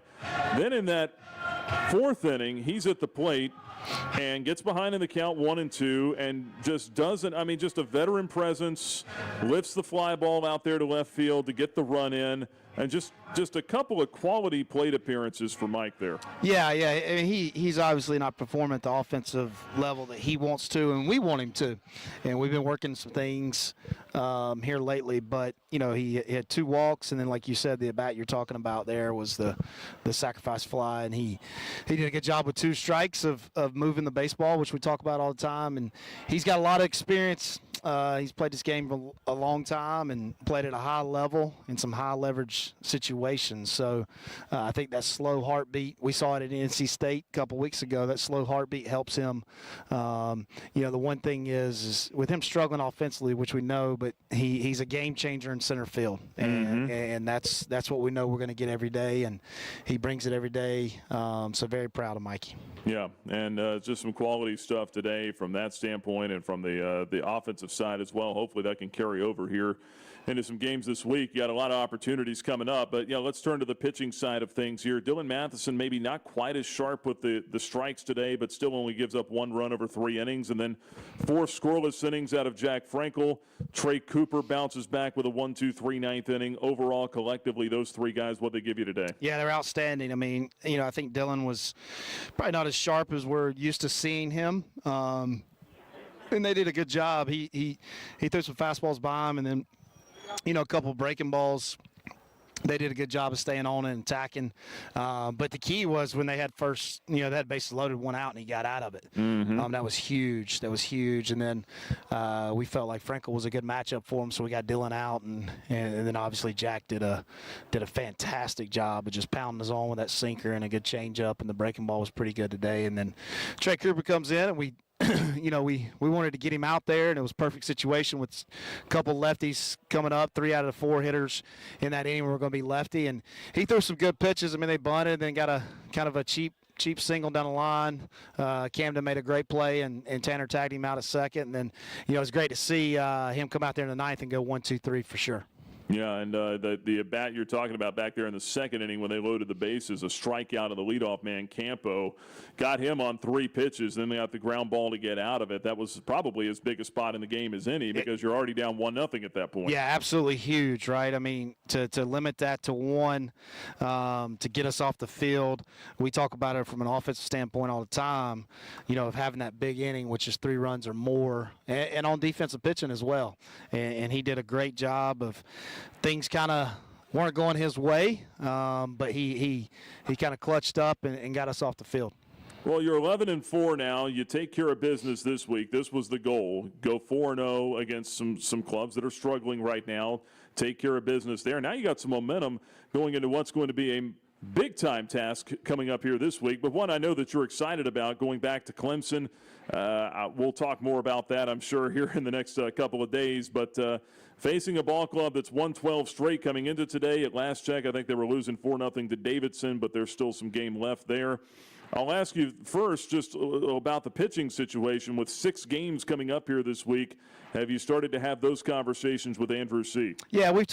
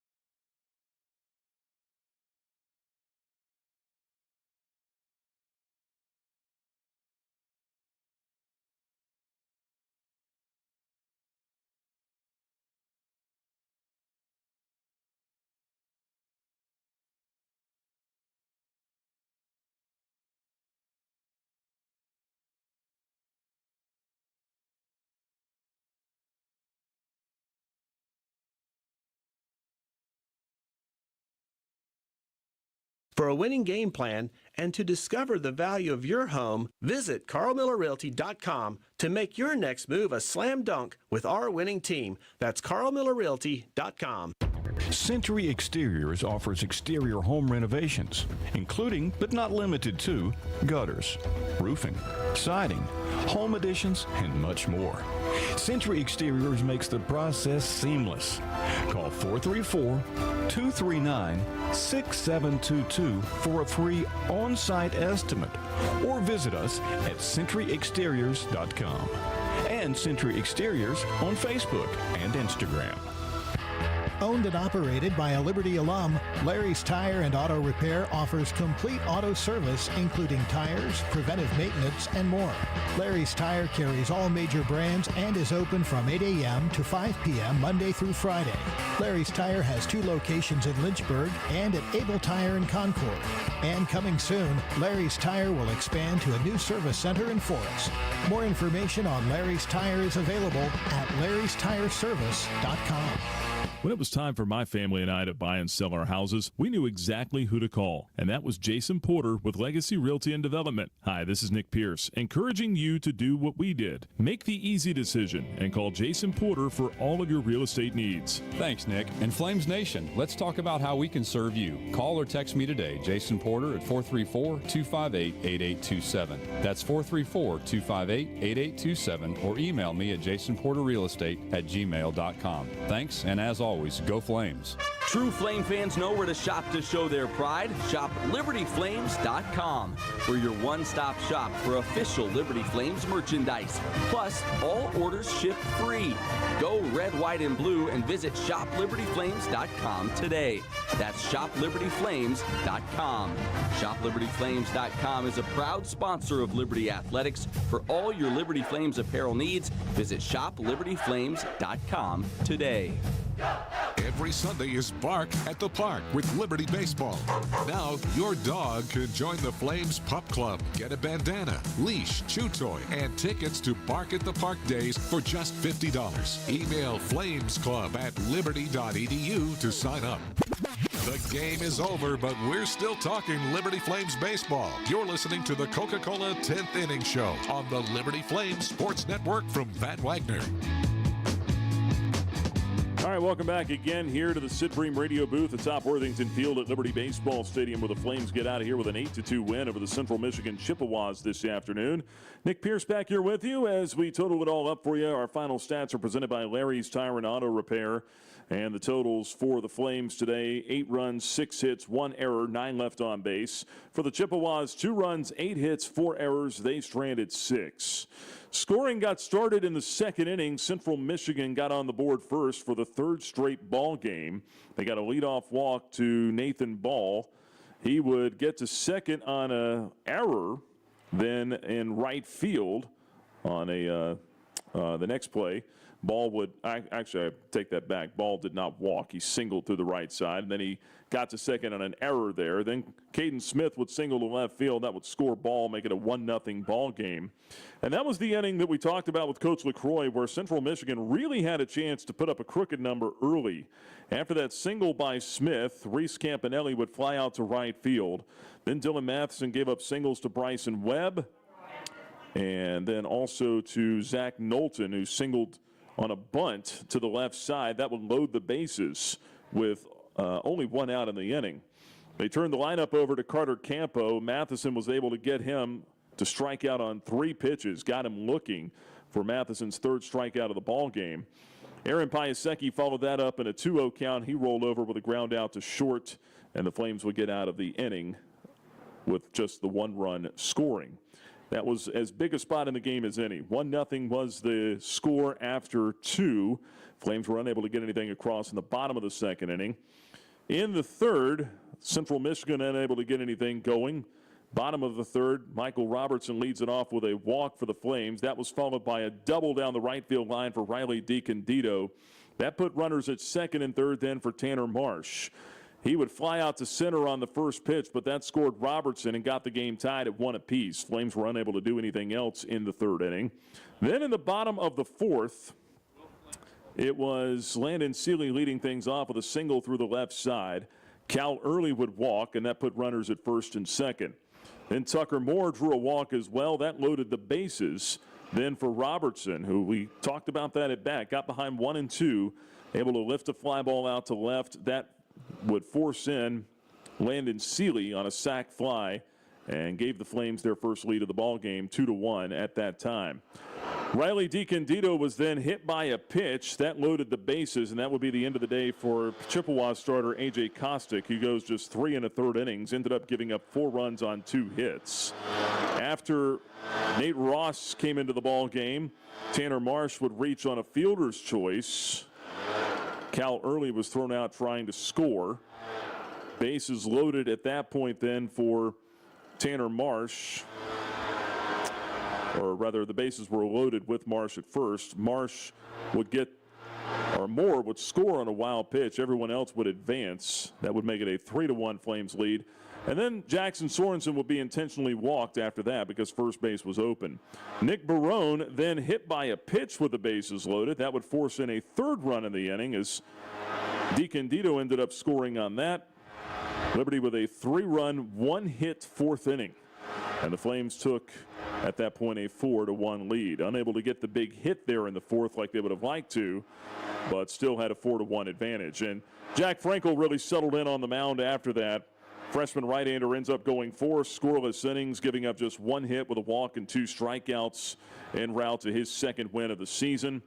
Flames would get some insurance in the 5th inning with a 1-out single from Cal Early. He would score on Tucker Moore's double to left center. Moore had himself a really good weekend, and that would make it a 5-1 lead for the Flames in the 5th.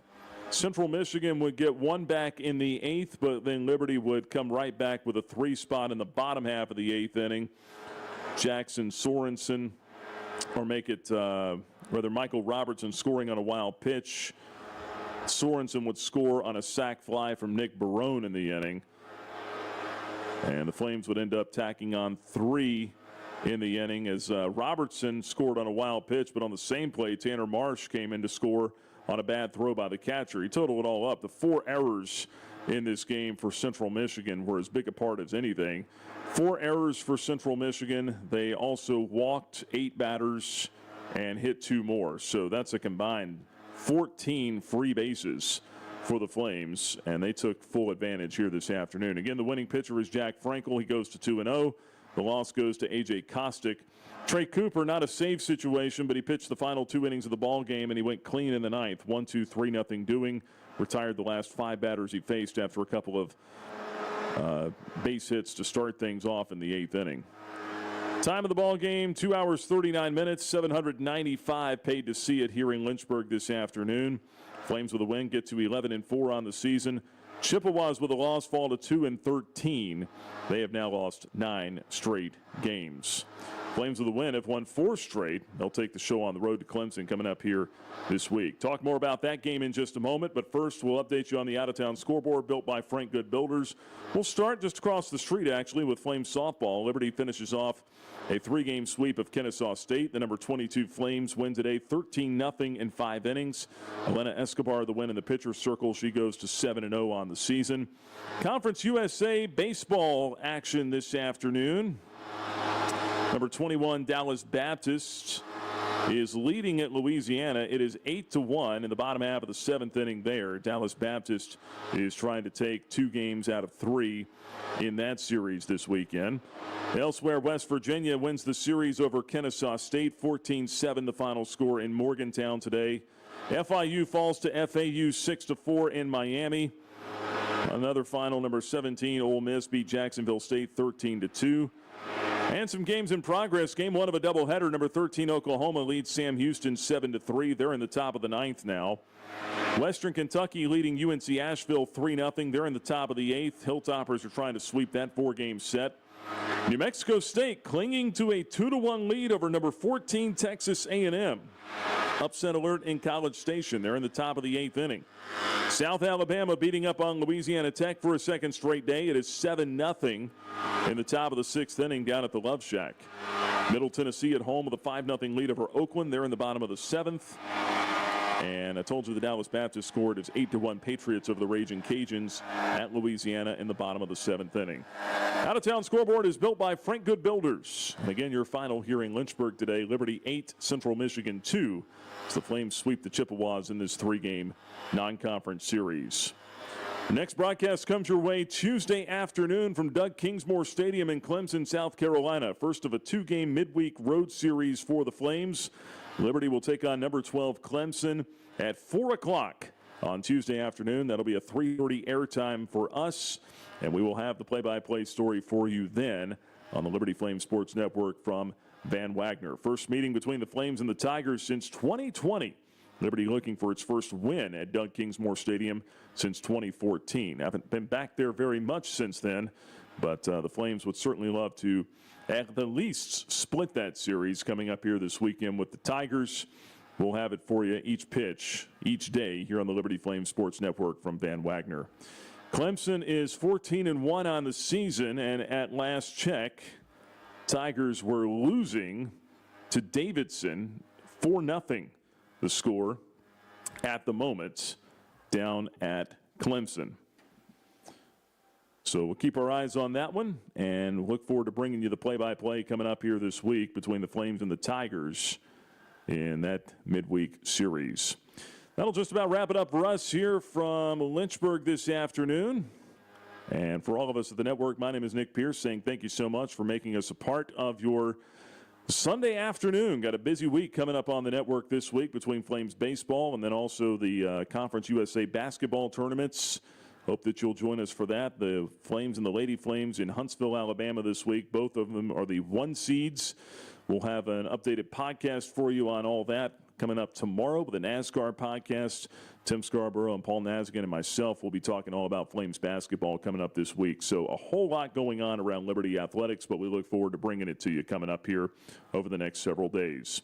Again, the final in Lynchburg today, Flames baseball, Liberty gets the win 8-2 over Central Michigan to cap the 3-game sweep. I'm Nick Pierce. Again, thanks for joining us. Till next time. So long, everybody. Thanks for listening to live coverage of Liberty University baseball from Van Wagner on the Liberty Flames Sports Network. This broadcast of Liberty Baseball has been brought to you by Joe Yock with Alcova Mortgage, showing you the way home.